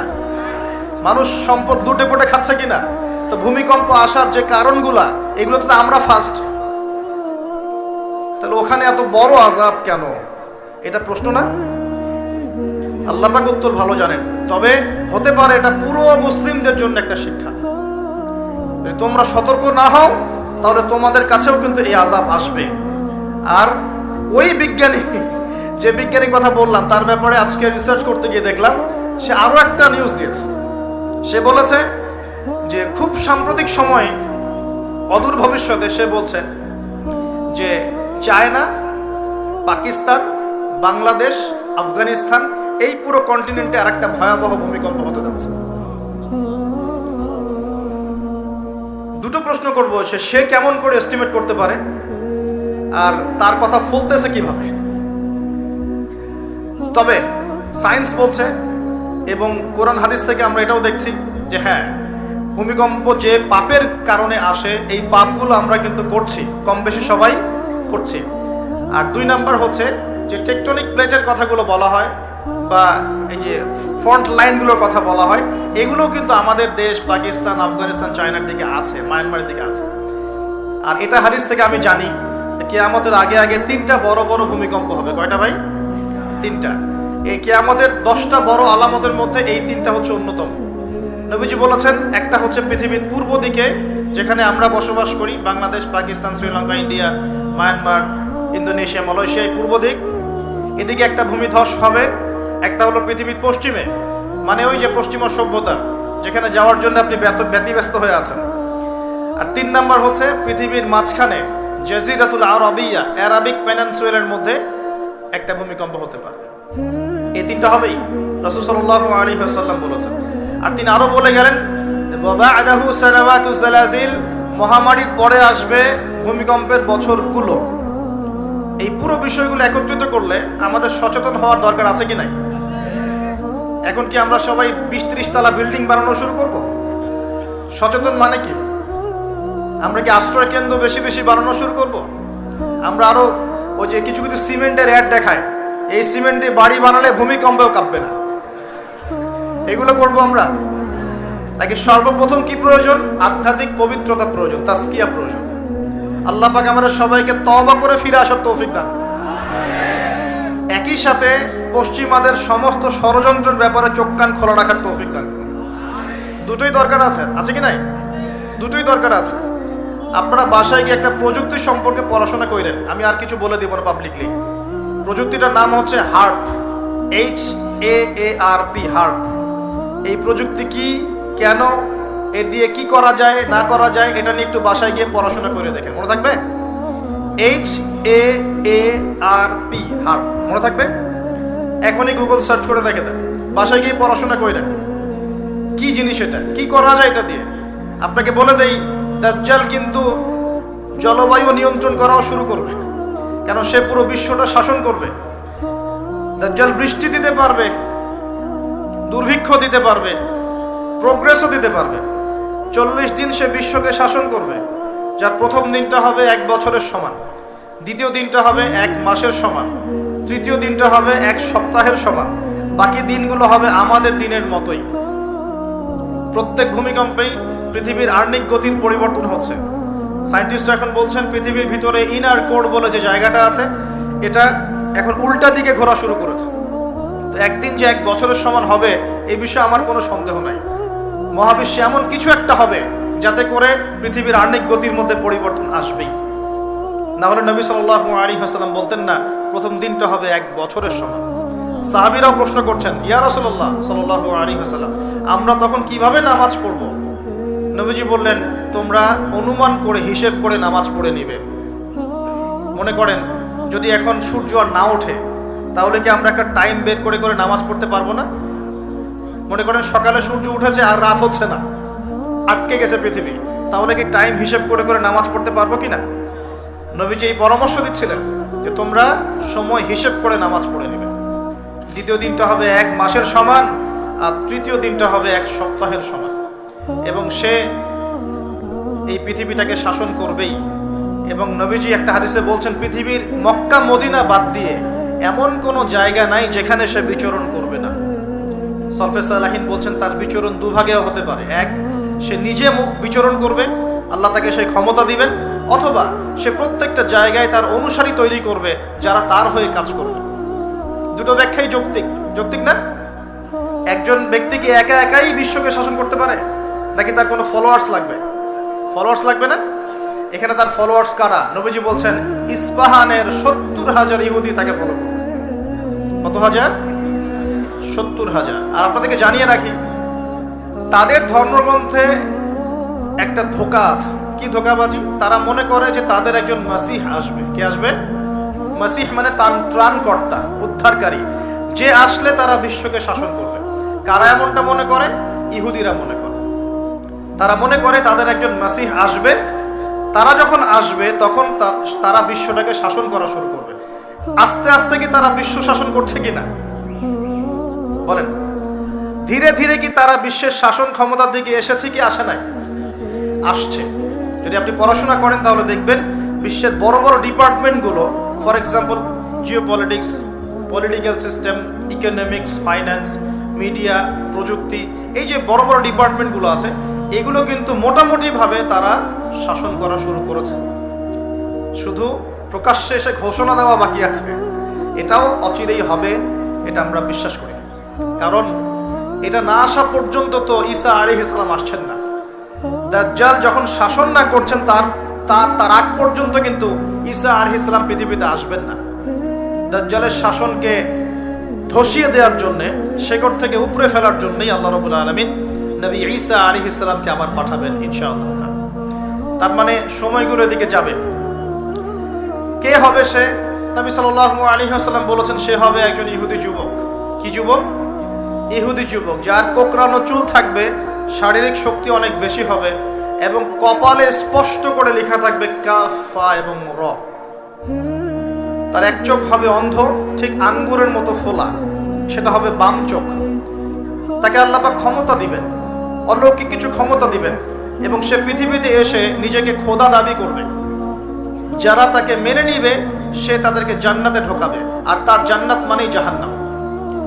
আর যে তাকে অনুসরণ করবে না তাকে সে জাহান্নামে ঢোকাবে, তার জাহান্নাম মানেই জান্নাত।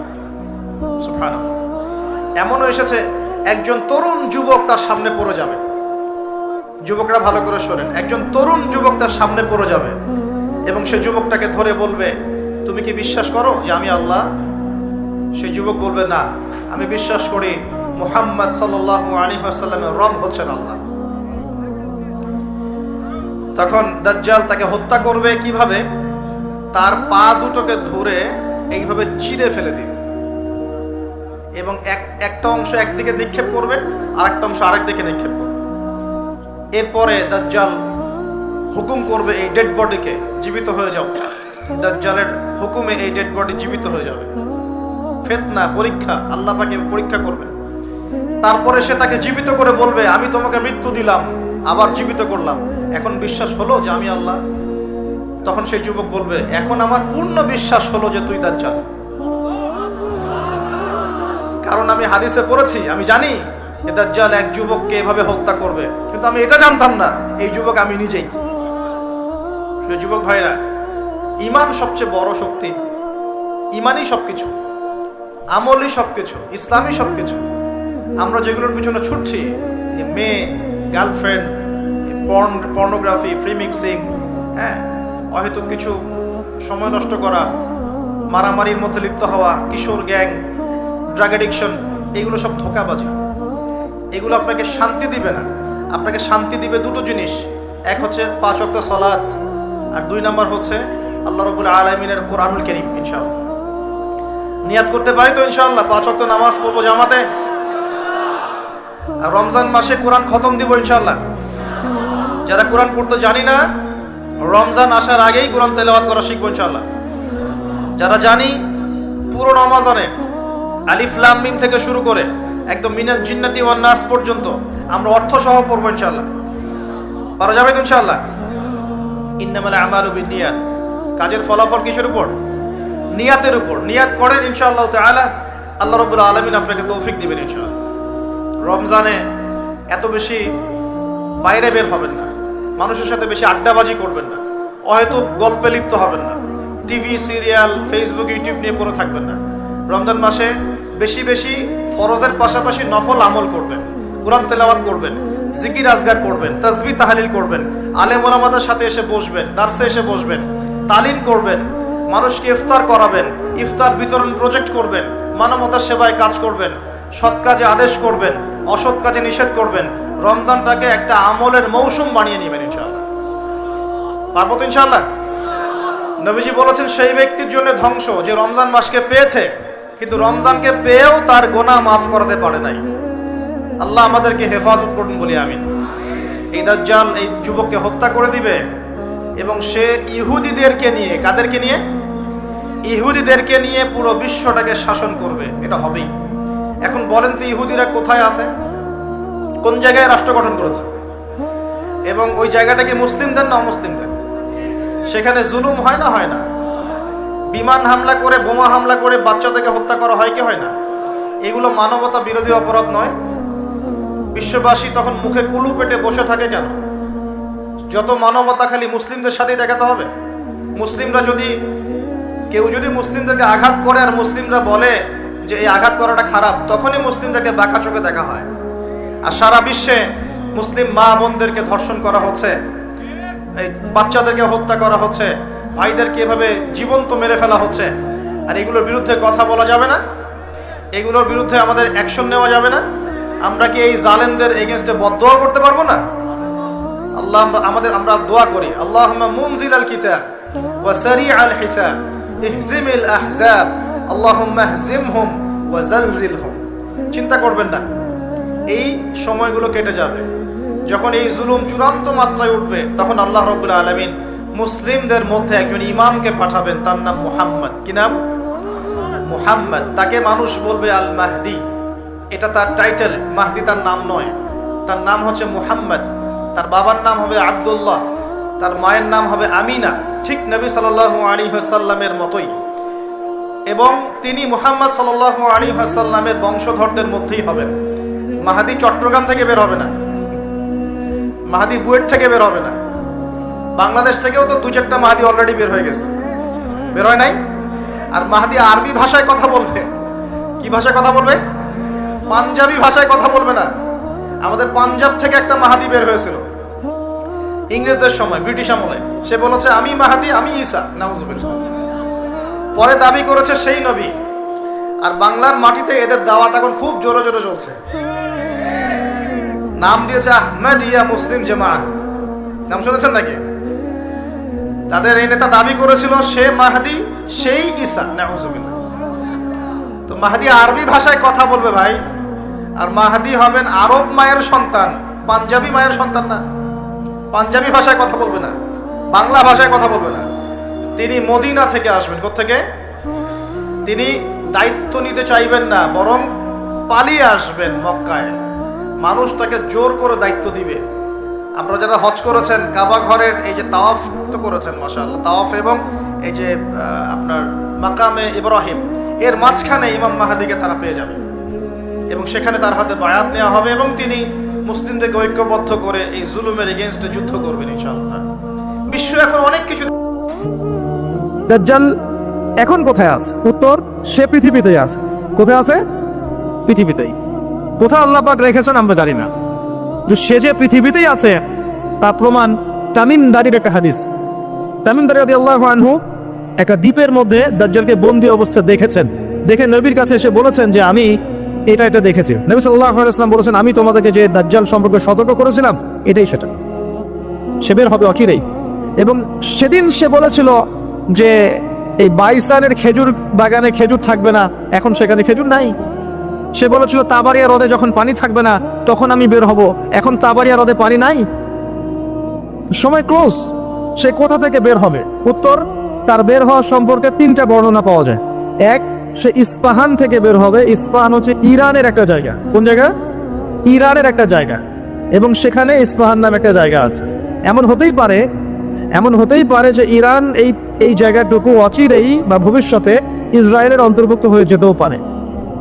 কেন? 1974 সালে আরব ইসরায়েল যুদ্ধের সময় কি সিরিয়ার ওই যে আপনার গোলান মালভূমি, মিশরের সিনাই উপত্যকা, এগুলো কি ইসরায়েলের অন্তর্ভুক্ত ছিল? পড়াশোনা করেছেন কিছু? এগুলো ইসরায়েলের অন্তর্ভুক্ত ছিল না, এগুলো মিশরের এবং সিরিয়ার ছিল। মাত্র 6 দিনে সে এই আরবদেরকে পরাজিত করে ওই জায়গাগুলো দখল করে ফেলেছে। মাত্র 6 দিনে। কতদিনে? মাত্র 6 দিনও টিকতে পারে না এই মুসলিমরা তার সামনে।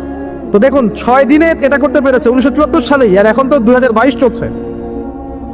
তো ইস্পাহানের ওই জায়গা যে ওর অন্তর্ভুক্ত হয়ে যাবে না, কে গ্যারান্টি দিবে? হতেও পারে। আর আপনারা ইরান ইসরায়েলের সম্পর্ক দাকুরাল দেখেন না? দাকুরাল সম্পর্ক কে জানে? আচ্ছা, আরেকটা বর্ণনা এসেছে সে বের হবে খোরাসান থেকে। খোরাসান মূলত এই জায়গাটুকুর মধ্যেই পড়ে যায়। আরেকটা হাদিসের মধ্যে আছে শাম এবং ইরাক, ইরাক এবং শাম। শাম মানে যে প্যালেস্টাইন, লেবানন, জর্ডান, এই পুরো জায়গাটার নাম শাম। এই অংশটুকুর মধ্য থেকে, এর মাঝখানে একটা রাস্তা থেকে দাজ্জাল মানুষের রূপে আত্মপ্রকাশ করে। তো দেখুন, সে পৃথিবীতে আসবে, 40 দিন শাসন করবে। এই 3টা জায়গার কথা এসেছে, এই 3টা জায়গার মধ্য থেকে সে বের হবে। কিভাবে হবে আল্লাহ ভালো জানেন। এবং সেটা হবে মানুষের রূপে। কার রূপে? মানুষের রূপে। সে কি হবে? সে একজন ইহুদি যুবক হবে। কি হবে? সে কোনো খ্রিস্টান হবে না, বুদ্ধিস্ট হবে না, মুসলিম হবে না, সে অন্য কোনো রিলিজন ফলো করবে না। সে একজন ইহুদি যুবক হবে, যার চুলগুলো হবে কার্লি, মানে কোকরান। কি হবে? চুলগুলো কোকরান। তার ফিজিক্যাল স্ট্রাকচার খুব শক্ত হবে, মানে স্ট্রংলি বিল্ড, খুব শক্তিশালী।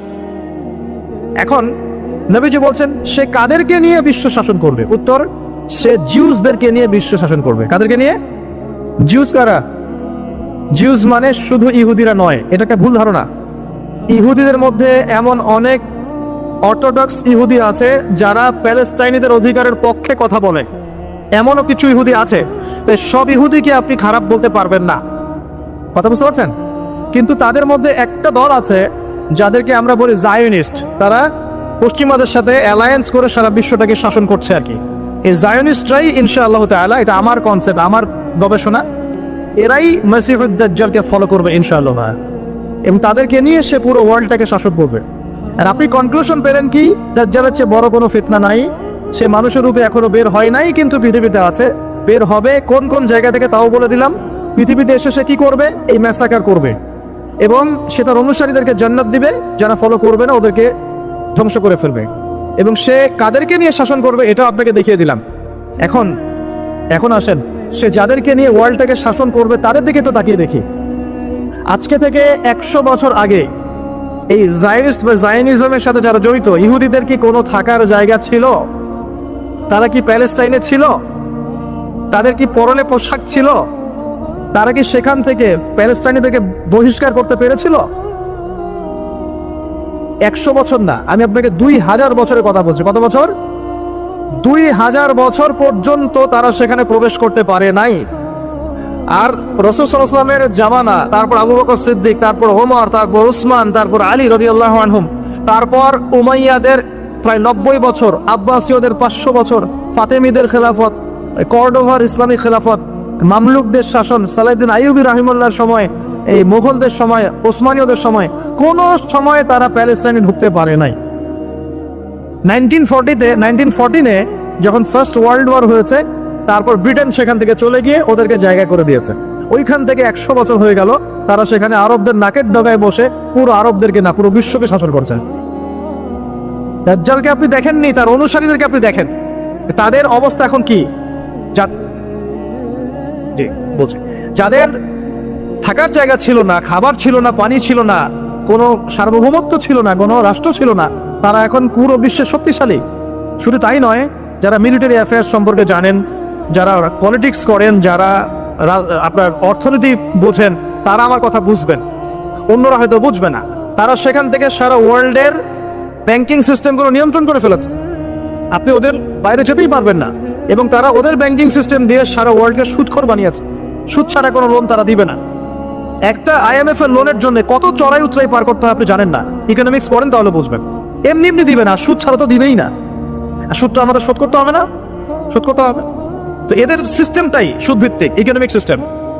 ফাইন্যান্সে যান, ফাইন্যান্স, পুরো ওয়ার্ল্ডের যে ফাইন্যান্স গুলো আছে এগুলো ওদের হাতে। মিডিয়াতে যান, সারা ওয়ার্ল্ডের বড় বড় মিডিয়াগুলো ওদের হাতে। আপনি পলিটিক্যাল দর্শনগুলোতে যান, পুরো ওয়ার্ল্ডে যে পলিটিক্যাল সিস্টেমগুলো চলছে এগুলো লঞ্চ ওরাই করেছে। খিলাফা নাই, ওই যে খলিফা খিলাফা এটা বাদ, এখন ওদের দর্শনগুলো চলছে। তারপরে কি, অস্ত্র শস্ত্রের দিকে যান, অস্ত্র শস্ত্র, সারা বিশ্বে যত মারণাস্ত্র, নিউক্লিয়ার ওয়েপেন্স এবং থার্মো নিউক্লিয়ার ওয়েপেন্স সবকিছু এখন ওদের কাছে। কয়টা মুসলিম কান্ট্রির কাছে নিউক্লিয়ার ওয়েপেন্স আছে বলেন?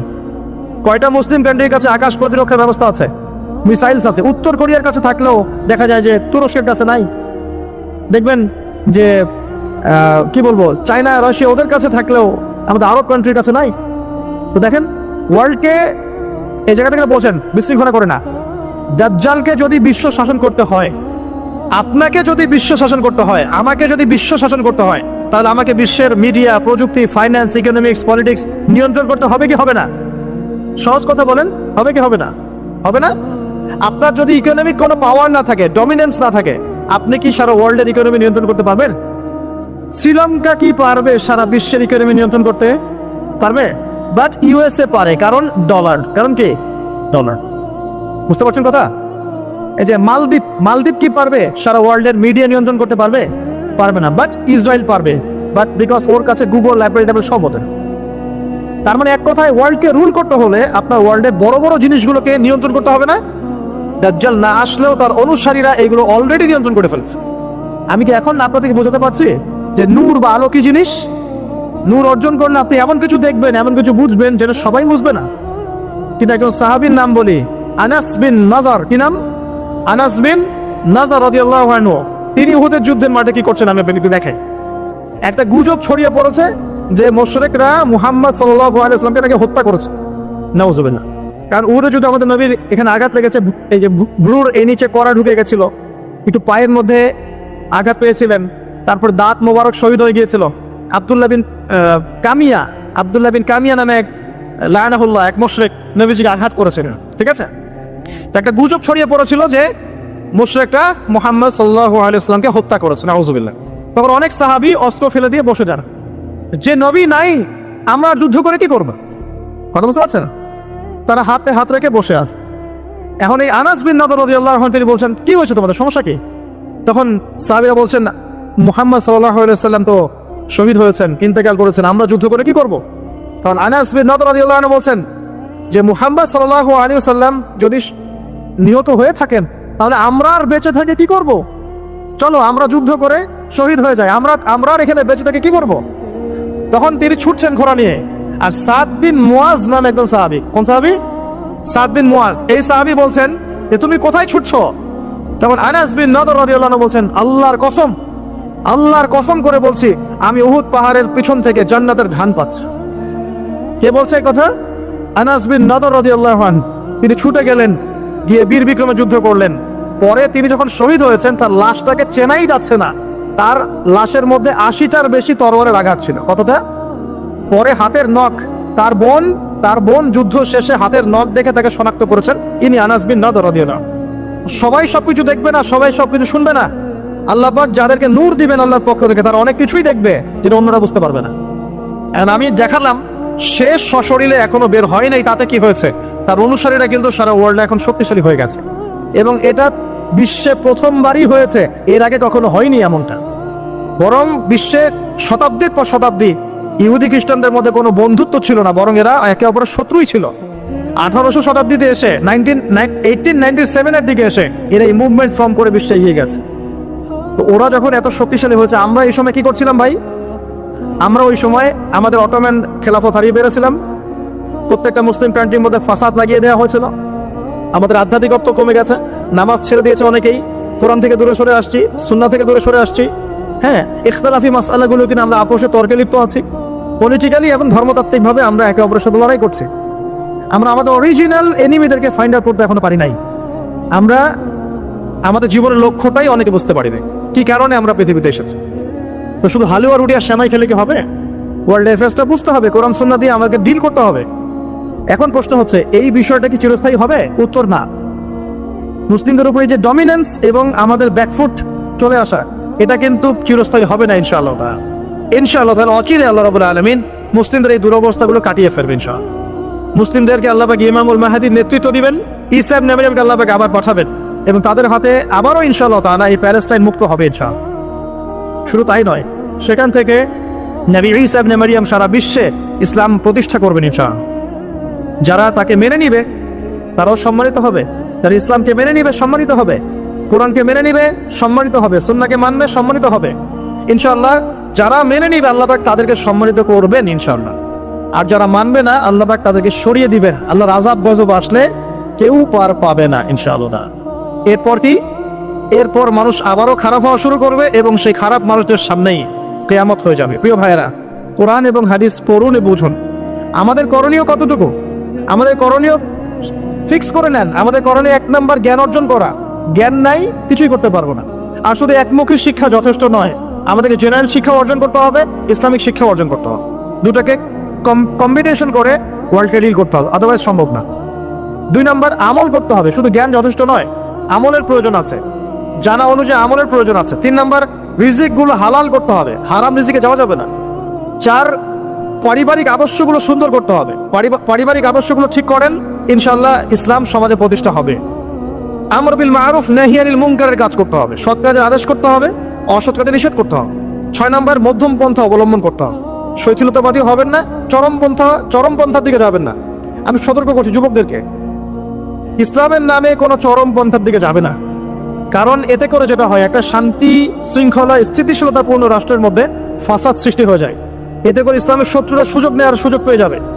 আর প্রয়োজন হচ্ছে আমাদের যে প্রতিভা আল্লাহ পাক দিয়েছেন, জান মাল সময় শ্রম কথা কলম অ্যাসোসিয়েশন যেটাই হোক, যতটুকু প্রতিভা আল্লাহ পাক দিয়েছেন এটা দিয়ে ইসলামকে এগিয়ে নেওয়ার চেষ্টা করতে হবে। আপনি লিখতে পারেন লিখেন, বলতে পারেন বলেন। আপনি অ্যাসোসিয়েশন ভালো বোঝেন, একটা ফাউন্ডেশন করেন, সমাজ কল্যাণমূলক কাজ করেন, এতিমদের জন্য কিছু করেন, বিধবাদের জন্য কিছু করেন, একটা মসজিদ মাদ্রাসা করেন, একটা ভালো স্কুল কলেজ করেন। এমন কিছু করেন যেটা নিয়ে আপনি ইসলামের কল্যাণে আল্লাহর কাছে আপনার দলিল পেশ করতে পারেন যে আমি দুনিয়াতে থেকে আল্লাহ তোমার দিনের জন্য এতটুকু করে আসতে পেরেছি। ইনশাআল্লাহ সবার ক্ষুদ্র ক্ষুদ্র প্রচেষ্টা একসাথে হলে ইসলাম বিজয়ী হবে ইনশাআল্লাহ। আপোষের বিভক্তিগুলো কমিয়ে ফেলেন, আপোষের বিভক্তিতে যায় না, ছোট ছোট বিষয়গুলোতে সময় নষ্ট করেন না। যখন সারা ওয়ার্ল্ডে মুসলিমরা মার খাচ্ছে, ইয়েমেনের বাচ্চাদের রক্ত ঝরছে, এই যে রোহিঙ্গাদের কি অবস্থা দেখেন, উইঘুরদের কি অবস্থা দেখেন, সিরিয়ার অবস্থা দেখেন, ইরাকের অবস্থা দেখেন, আর আমরা এগুলো নিয়েই পড়ে আছি। সুবহানাল্লাহ সুবহানাল্লাহ। আর যখন আমরা প্রশস্ত দৃষ্টির কথা বলছি, কিছু মানুষ এই ফ্লোটাকে থামিয়ে দেওয়ার জন্য আমাদের পিছনে এই খারেজি, এই সন্ত্রাসী, হাবিজাবি টাইটেল দিচ্ছে। কিছু সাহাবী তো এমনও ছিলেন, বদরের যুদ্ধ করতে এসেছেন, হাতের মধ্যে কিছু খেজুর আছে, খেজুর খাচ্ছেন, খোরমা খেজুর খাচ্ছেন। তখন নবী সাল্লাল্লাহু আলাইহি ওয়াসাল্লাম দাঁড়িয়ে ভাষণ দিচ্ছেন যে ওয়াসাবিকু ইলা মাগফিরাতিম মির রাব্বিকুম ওয়া জান্নাহ। ওই যে আয়াতটা আছে, তোমরা এগিয়ে চলো তোমাদের রবের ক্ষমার দিকে এবং জান্নাতের দিকে। আরদুহা কাআরদিস সামাই ওয়াল আরদ, যার প্রশস্ততা আসমান এবং জমিনের সমান। সাহাবী খেজুর খেতে খেতে খেজুরটা ফেলে দিলেন। আরেকজন সাহাবী জিজ্ঞাসা করলেন যে খেজুরটা ফেলে দিলেন কেন? তিনি বলছেন এই খেজুরগুলো খেতে অনেক সময় লেগে যাবে। নবী সাল্লাল্লাহু আলাইহি ওয়াসাল্লাম এমন কথা বলেছেন, এটা শোনার পরে আমি আর 1 সেকেন্ড নষ্ট করতে যাচ্ছি না। খেজুর ফেলে দিয়ে যুদ্ধে ঝাঁপিয়ে পড়লেন, দেন শহীদ হয়ে জান্নাতে চলে গেলেন। তারাও তো মৃত্যুর স্বাদ গ্রহণ করেছেন, তাই না? আরেকজন ইহুদি ব্যক্তি উহুদের যুদ্ধের দিন সকালবেলা মুসলিম হয়েছে। ইহুদিরা তো আমাদের চিরশত্রু, আপনারা জানেন। এটা জানার জন্য ডক্টরেট করার দরকার নেই, থিসিস করার দরকার নেই। প্যালেস্টাইনের দিকে তাকান বুঝতে পারবেন, ফিলিস্তিনকে দেখেন বুঝতে পারবেন। অ্যামনেস্টি ইন্টারন্যাশনাল বলে একটা সংস্থা আছে না, এরা পর্যন্ত দেখলাম গতকালকে রিপোর্ট দিয়েছে যে বিগত এই 50-60 বছর ধরে এরা ফিলিস্তিনদের উপর যা নির্যাতন করেছে, এটা মানবতার ইতিহাসে কখনো পাওয়া।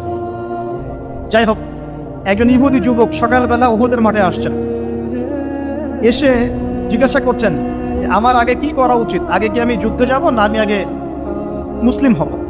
সাহাবীরা তাকে বললেন আগে কালিমা শাহাদাত পড়, তারপরে উহুদের মাঠে আসে। সে এসেছে এই কারণে যে নবী সাল্লাল্লাহু আলাইহি ওয়াসাল্লাম মদিনায় আছেন, মদিনায় আরো ইহুদিরা আছে। ইহুদিরাই আগে বলতো শেষ জামানে একজন নবী আসবেন যার নাম হবে আহমদ। সব মিলে গেছে, তারপরেও তারা গ্রহণ করছে না। তো এই ছেলে সত্য চিনতে পেরেছে, সে চলে আসছে সত্যের কাছে, এসে ইসলাম কবুল করে যুদ্ধ করলো, শহীদ হয়ে গেল। নবী সাল্লাল্লাহু আলাইহি ওয়াসাল্লাম দেখলেন তার লাশটা, দেখে বলছেন এই যুবক, এই ইহুদি যুবক এখানে কি করছে? সাহাবীরা বললেন সকালবেলা মুসলিম হয়েছে, যুদ্ধ করে শহীদ হয়ে গেছে ইয়া রাসূলুল্লাহ। নবীজি বললেন সাল্লাল্লাহু আলাইহি ওয়াসাল্লাম আমিলা কালিল উজরা কাসীর, সে অল্প আমল করলো কিন্তু বিশাল পুরস্কার পেয়ে গেল। জীবন তো তাদেরও ছিল। এটা তো সশস্ত্র যুদ্ধের কথা বাদ দেন, নরমালি সুমাইয়া রাদিয়াল্লাহু আনহা, আবু জাহেল তাকে নির্যাতন করছে, তার লজ্জাস্থানে বর্ষা ঢুকিয়ে দিয়ে, চিন্তা করতে পারেন, লজ্জাস্থানে বর্ষা নিক্ষেপ করে হত্যা করল। সুমাইয়া রাদিয়াল্লাহু আনহা দেখতে কালো বর্ণের, চেহারা সুন্দর নয়, হয়তো বা আপনার মতো সুন্দর নয়, জান্নাতে এখন হাসছে ইনশাআল্লাহ তাআলা। তার স্বামী ইয়াসের, আবু জাহেল তাকে পিটাতে মেরে ফেললো, সে মারা গেল, শহীদ হয়ে গেল। অনেক ওলামায়ে কেরামকে, ইমাম, মুজতাহিদ, মুহাদ্দিস দেখবেন সারাটা জীবন এত মেহনত করেছেন দ্বীনের জন্য, বিয়ে শাদী করার সময় পান নাই। এমনও আছেন ইমাম এবং মুহাদ্দিস, জীবন তো তাদেরও ছিল। শুধু সাহাবী কেন, তাবেঈদের দিকে তাকান, তাবেঈন তাকান, আমাদের 4 ইমামের দিকে তাকান। আবু হানিফা রাহিমাহুল্লাহ শেষ বয়সে জেলখানায়, কথিত আছে 20 প্রয়োগে তাকে হত্যা করা হয়েছে। তার টাকা অভাব ছিল না, তিনি কিন্তু আমার মতো অত দরিদ্র ছিলেন না। আল্লাহ পাক তাকে সম্পদ দিয়েছিলেন, সমস্ত সম্পদ বিলিয়ে দিয়েছেন দ্বীনের জন্য। ইমাম শাফিঈ রাহিমাহুল্লাহ, তার দিকে তাকান। আহমদ বিন হাম্বল রাহিমাহুল্লাহ, তার দিকে তাকান। তাকে পিটানো হচ্ছে আর বাগদাদের রাস্তায় দৌড়া হচ্ছে, কারণ সমাজের মানুষ ফতোয়া দিয়েছে একটা, তিনি ফতোয়া দিয়েছেন আরেকটা। ওই যে হিন্না প্রথা আর ঠিকা বিবাহ নিয়ে তিনি বলছেন ই'লামু ইয়া আহলা বাগদাদ, হে বাগদাদের মানুষরা জেনে রাখো যে আমি কোশ্চেন কেনেও এই প্রথাকে জায়েজ করলাম না। তোমরা চিনে রাখো যে আমার নাম আহমদ। জীবন তাদেরও ছিল। ইমাম মালিক রাহিমাহুল্লাহ, তাকে এত মার দেওয়া হয়েছিল, হাত বাঁধতে পারতেন না নামাজের মতো, নামাজে হাত বাঁধতে পারতেন না। সাহাবীদের থেকে নেন, তাবেঈ থেকে নেন, তাবেঈ থেকে নেন, মুজতাহিদ ইমাম থেকে নেন, দুনিয়ার জীবন তারাও কিন্তু ভোগ করেছেন, আর আমরাও ভোগ করছি। আমাদের ভোগের সিস্টেমটা দেখেন, তাদের ভোগের সিস্টেমটা দেখেন। আমরা বাঁচছি দুনিয়ার জন্য, তারা বেঁচেছে পরকালের জন্য। আমরা দুনিয়ায় বাঁচছি দুনিয়ার জন্য, দুনিয়ার একটা চাকরি, একটা ব্যবসা, একটা পরিবার, একটা স্ট্যাটাস, বাড়ি গাড়ি, টাকা কড়ি, সম্পত্তি, এগুলোর জন্য। কিন্তু তারা বেঁচেছেন আল্লাহর জন্য, পরকালের জন্য। যে ব্যক্তি দুনিয়ার জন্য দুনিয়া করে, আল্লাহ পাক তাকে ইহকাল পরকাল দুনিয়া নষ্ট করে দিবেন। যে ব্যক্তি পরকালের জন্য দুনিয়া করবে, আল্লাহ পাক তার দুনিয়া গুছিয়ে দিবেন, আখিরাতও গুছিয়ে দিবেন ইনশাআল্লাহ। প্রথম কথা হচ্ছে এই যে দুনিয়ার জীবনকে প্রাধান্য দেওয়া যাবে না। দুনিয়ার জীবনের প্রতিটা কাজ আপনি একটা উদ্দেশ্যে করবেন, সেটা হচ্ছে আল্লাহ সন্তুষ্ট। বিয়ে শাদী করেছি কেন? আল্লাহর জন্যে। পরিবার গঠন করেছি কেন? আল্লাহর জন্যে। সন্তান নিয়েছি কেন? আল্লাহর জন্যে। দিন শিখেছি কেন? এলম শিখেছি কেন? আল্লাহর জন্যে। চাকরি কেন করি? আল্লাহর জন্যে। প্রতিটা কাজ ইবাদত হবে যদি আপনি মুহাম্মদ সাল্লাল্লাহু আলাইহি ওয়াসাল্লামের তরিকা মেনে চলেন। একটা বিষয় বোঝার বাকি আছে আমাদের, দুনিয়ার জীবনটা 1 সেকেন্ডের জীবন। আল্লাহ পাক সূরা হাদীদের মধ্যে বলেছেন ই'লামু আন্নামাল হায়াতুদ দুনিয়া লা'iবু ওয়া লাহু ওয়া জিনাতু ওয়া তাফাখুরুন বাইনাকুম ওয়া তাকাসুরুন ফিল আমওয়ালি ওয়াল আওলাদি কামাসালি গায়যিন আ'জাবাল কুফফারা নাবাত ثم يهيج فتراه مصفرا ثم يكون حطاما وفي الآخرة عذاب شديد ومغفرة من الله ورضوان وما الحياة الدنيا إلا متاع الغرور। আল্লাহ পাক বলছেন জেনে রাখো তোমরা সবাই, এই জমিনবাসী, এই দুনিয়ার হায়াতটা খেলা মানে কি দেখেন, ছোট্ট বাচ্চারা খেলা ছাড়া কিছু বোঝে? ওর কাছে দুনিয়া ওইটাই। দুনিয়ার প্রথম স্টেজ খেলা। ওয়াল্লাহ, একটু বড় হবে যখন, কিশোর হবে, ওর কাছে ঠাট্টা হাসি তামাশা, ডোন্ট কেয়ার, দুনিয়াতে কোনো কিছু নেই, খাওয়া দাওয়া ফুর্তি করো, লাভ নেই। আর একটু বড় হবে ওয়া জিনাতু তাফাখুরুন বাইনাকুম ওয়া তাকাসুর, একটু বড় হবে তখন বাড়ি গাড়ি, স্ট্যাটাস, সৌন্দর্য, চাকচিক্য, প্রতিযোগিতা, তাফাখুরুন বাইনাকুম ওয়া তাকাসুর। এভাবে দুনিয়ার জীবন যাচ্ছে। এই এক্সাম্পলটা আল্লাহ পাক দিয়েছেন এমনভাবে যে একটা ভূমি ছিল অনুর্বর, বৃষ্টি হলো, সেখানে সবুজ শ্যামল ফসল ফলত, এক পর্যায়ে ফসলটা আস্তে আস্তে হলুদ বর্ণ ধারণ করলো এবং সেটাকে কেটে ফেলা হলো, তারপর শুধু খড়কুটা বাকি থাকলো। এই হলো দুনিয়ার জীবনের এক্সাম। এরপর পরকালে বাকি আছে দুইটা জিনিস, হয় ক্ষমা, রিদওয়ান, মাগফিরাত, ক্ষমা, অথবা আযাবুন শাদীদ। আমাদেরকে মাথায় ইনস্টল করতে হবে, দুনিয়াতে আমরা কেউ থাকতে আসি নাই। প্রথম কথা, এখানে আমরা এসেছি বড়জোর 60, 70, 100 বছরের হায়াত নিয়ে, যার মধ্যে মোটামুটি ভাবে 30, 40, 50 বছর চলে গেছে, কারো 20 বছর 25 বছর চলে গেছে, বুঝতে না বুঝতেই চলে গেছে, মানে ভালো মন্দ বোঝার আগেই শেষ। যদি তার বয়স হয় 60 বছর, তাহলে এখন বাকি আছে 30 বছর। আর এই ব্যক্তি যদি ঠান্ডা মাথায় রাতের বেলা চিন্তা করে, এই 30 বছর যে আমার চলে গেছে, আমার অ্যাপ্রক্সিমেটলি 30 বছর বাকি আছে। বাকি আছে বুঝলাম, যা চলে গেছে, এই চলে যাওয়া 30 বছরে আমি 10 বার জেনা করেছি, 20 বার মদ খেয়েছি, ঠিক আছে, মানুষের সম্পদ আত্মসাৎ করে খেয়েছি, পরকিয়া করেছি, চুরি করেছি, ডাকাতি করেছি, মিথ্যা বলেছি, নামাজ পড়ি নাই, রোজা রাখি নাই। আমরা প্রত্যেকে যদি আমলনামা ঘাটি আজকে রাত্রে, এরকম একটা লিস্ট আমরা তৈরি করতে পারব। আজকে রাত্রে বাসায় ফিরে গিয়ে প্রত্যেকে যদি একটা আমলনামা ঘাটতে চাই, চোখ বন্ধ করে চিন্তা করি যে এই 30 বছর আমি কি কি করেছি, দেখবেন আপনি জেনার পাপ পাবেন, মাদকের পাপ পাবেন, অন্যের সম্পদ আত্মসাতের পাপ পাবেন, নামাজ না পড়ার পাপ পাবেন, রোজা রাখেন নাই, যাকাত দেন নাই, কোনো কোনো ক্ষেত্রে মিথ্যা বলেছেন, প্রতারণা করেছেন, মানুষের সম্পদ লুটে পুটে খেয়েছেন, অনেক কিছু করেছেন। কিন্তু আমাদের চলাফেরা দেখলে মনে হয় যে আমরা কোনো পাপ করিনি। এই জায়গায় ঠান্ডা মাথা চিন্তা করে আপনি দেখবেন পাপ দুই রকম। কয় রকম? দুই রকম। আপনি দেখবেন আল্লাহর সাথে জড়িত কিছু পাপ পাবেন, নামাজ পড়েন নাই, রোজা রাখেন নাই, মিথ্যা বলেছেন, ইত্যাদি ইত্যাদি। কিছু পাপ পাবেন আল্লাহর সাথে জড়িত, কিছু পাবেন মানুষের সাথে জড়িত। আল্লাহর সাথে জড়িত পাপগুলো ক্ষমা নেওয়া খুব সহজ। ওযু করে এসে 2 রাকাত নামাজ পড়ে চোখের জল ফেলে দিয়ে, চোখের পানি ফেলে দিয়ে আল্লাহর কাছে হাত তুলে খালি যদি বলে আল্লাহুম্মা আনতা রাব্বি, বলেন আল্লাহুম্মা আনতা রাব্বি লা ইলাহা ইল্লা আনতা খলাকতানি আনা আবদুক ওয়া আনা আলা আহদিক ওয়া ওয়া'দিকা মাসতাতা'তু আউযু বিকা মিন শাররি মা সানা'তু আবুউ লাকা বিনি'মাতিকা আলাইয়া ওয়া আবুউ বিযানবি ফাগফিরলি ফাইন্নাহু লা ইয়াগফিরু যুনুবা ইল্লা আনতা। এটা না পারেন, অ্যাটলিস্ট আস্তাগফিরুল্লাহাল্লাযী লা ইলাহা ইল্লা হুয়াল হাইয়ুল কাইয়ুম 3 বার চোখের পানি ফেলে দেন, আল্লাহর কাছে ওয়াদা করেন আল্লাহ যা করেছি ছেড়ে দিব, আগামী যতদিন বেঁচে থাকবো কুরআন এবং সুন্নাহর বাইরে এক চুল যাব না ইনশাআল্লাহ। এবং আগামী দিনগুলোতে আল্লাহ পাক তোমার আদেশ যখন যেভাবে আসবে আমি পালন করবো ইনশাআল্লাহ। যদি আল্লাহ পাক মনের মধ্যে খুলুসিয়াত দেখেন যে তাওবাতান নাসুহা করছে, মন থেকে তওবা করছে, আল্লাহ পাক আপনার সমস্ত গুনাহগুলোকে নেকিতে কনভার্ট করতে পারতেন। আল্লাহ পাক শুধু গুনাহ মাফ করবেন তা নয়, আল্লাহ পাক গুনাহগুলোকে নেকি দিয়ে পরিবর্তন করতে পারেন। আমি দলিল দিচ্ছি, ইল্লা মান তাবা, সূরা ফুরকান পড়ে দেখেন, তারা ব্যতীত যারা তওবা করলো, ওয়া আমানা ওয়া আমিলা আমালান সালিহা, এবং যারা ঈমান এনেছে এবং সৎ আমল করলো, উলাইকা ইউবাদদিলুল্লাহু সাইয়্যাতিহিম হাসানাত, আল্লাহ পাক এইসব মানুষের গুনাহগুলোকে নেকি দিয়ে পরিবর্তন করে দিবেন ইনশাআল্লাহ। আমাদের নবী মুহাম্মদ সাল্লাল্লাহু আলাইহি ওয়াসাল্লাম দিনে 70 বার, কোন কোন বর্ণনায় এসেছে 100 বার তওবা করতেন। 100 বার পড়তেন আস্তাগফিরুল্লাহ ওয়া আতুবু ইলাইহি, আস্তাগফিরুল্লাহ ওয়া আতুবু ইলাইহি। যার আগের কোনো পাপ নাই, পিছনের কোনো পাপ নাই, দিনে 100 বার তওবা করতেন। আমরা একটা রাত এভাবে চিন্তা করেছি যে আমার পাপ কি কি। আজকে রাতে গিয়ে চিন্তা করেন, দেখবেন আপনি একটা পাপে পরিপূর্ণ একটা আমলনামা পাবেন। এবার আপনি চিন্তা করেন যে আপনি যদি আগামী 30 বছর বাঁচেন বা 40 বছর বাঁচেন, এই সময়টাকে আপনি কিভাবে মূল্যায়ন করতে চান। প্রথম একটা মূলনীতি বলেছে, দুনিয়ার জীবনকে প্রাধান্য দেয়া যাবে না। ওয়ামা হাদিহিল হায়াতুদ দুনিয়া ইল্লা মাতাউল গুরুর, সম্পূর্ণ মরীচিকা। মরীচিকা দেখেছেন? দুনিয়ার জীবন যে কি জিনিস, যারা আল্লাহর পথে পরীক্ষার সম্মুখীন হয়েছে ওরা জানে। মানে কিচ্ছু না, মানে মুহূর্তে আল্লাহ পাক ইহকাল পরকালের ফয়সালা করে ফেলবে। আমরাও বুঝবো, এটা আমরা বুঝবো না এমন নয়। ইয়াং ছেলে রাস্তায় যাচ্ছে, বাইক নিয়ে খুব দামরানি দিচ্ছে, আছে না, হঠাৎ অ্যাক্সিডেন্ট, ডেড, স্পট ডেড। এটা দুনিয়ার জীবন। তার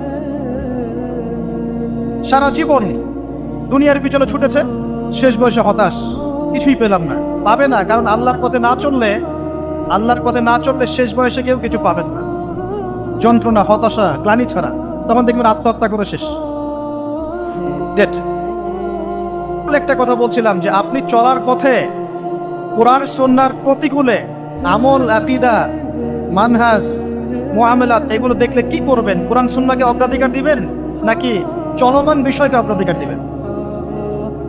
ইবাদত করতে এসে দেখছেন আমলের নামে বেদাত চলছে, কি করবেন? বেদাতীদের সাথে আপোষ করবেন না কোরআন সুন্নাহে ফিরে আসবেন?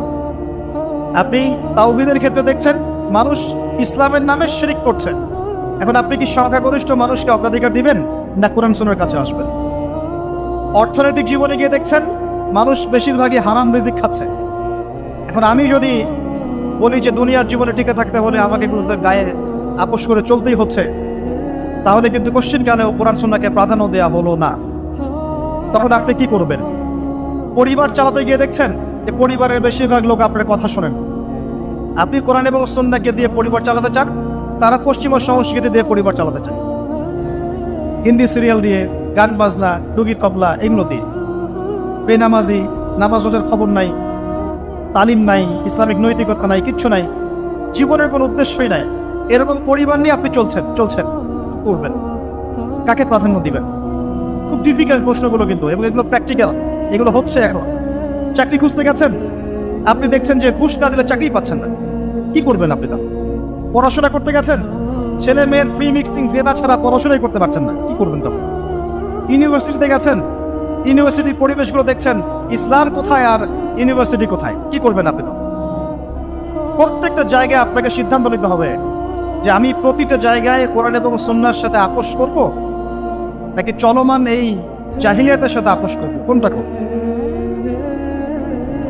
বিশ্বাস করেন, যখন আপনি মনের মধ্যে এই চেতনা লালন করতে পারবেন এবং আল্লাহ আপনাকে হেদায়েত দিবেন যে হ্যাঁ কোরআন সুন্নাহই সমস্ত সমস্যার সমাধান, এবং এর মধ্যে আল্লাহ পাক প্রতিটা বিষয়ের সলিউশন নাজিল করেছেন, আপনি মেনে নেবেন, চলবেন, তখন আপনি বাধা পাবেন, প্রচুর বাধা পাবেন। প্রথম বাধা পাবেন আপনার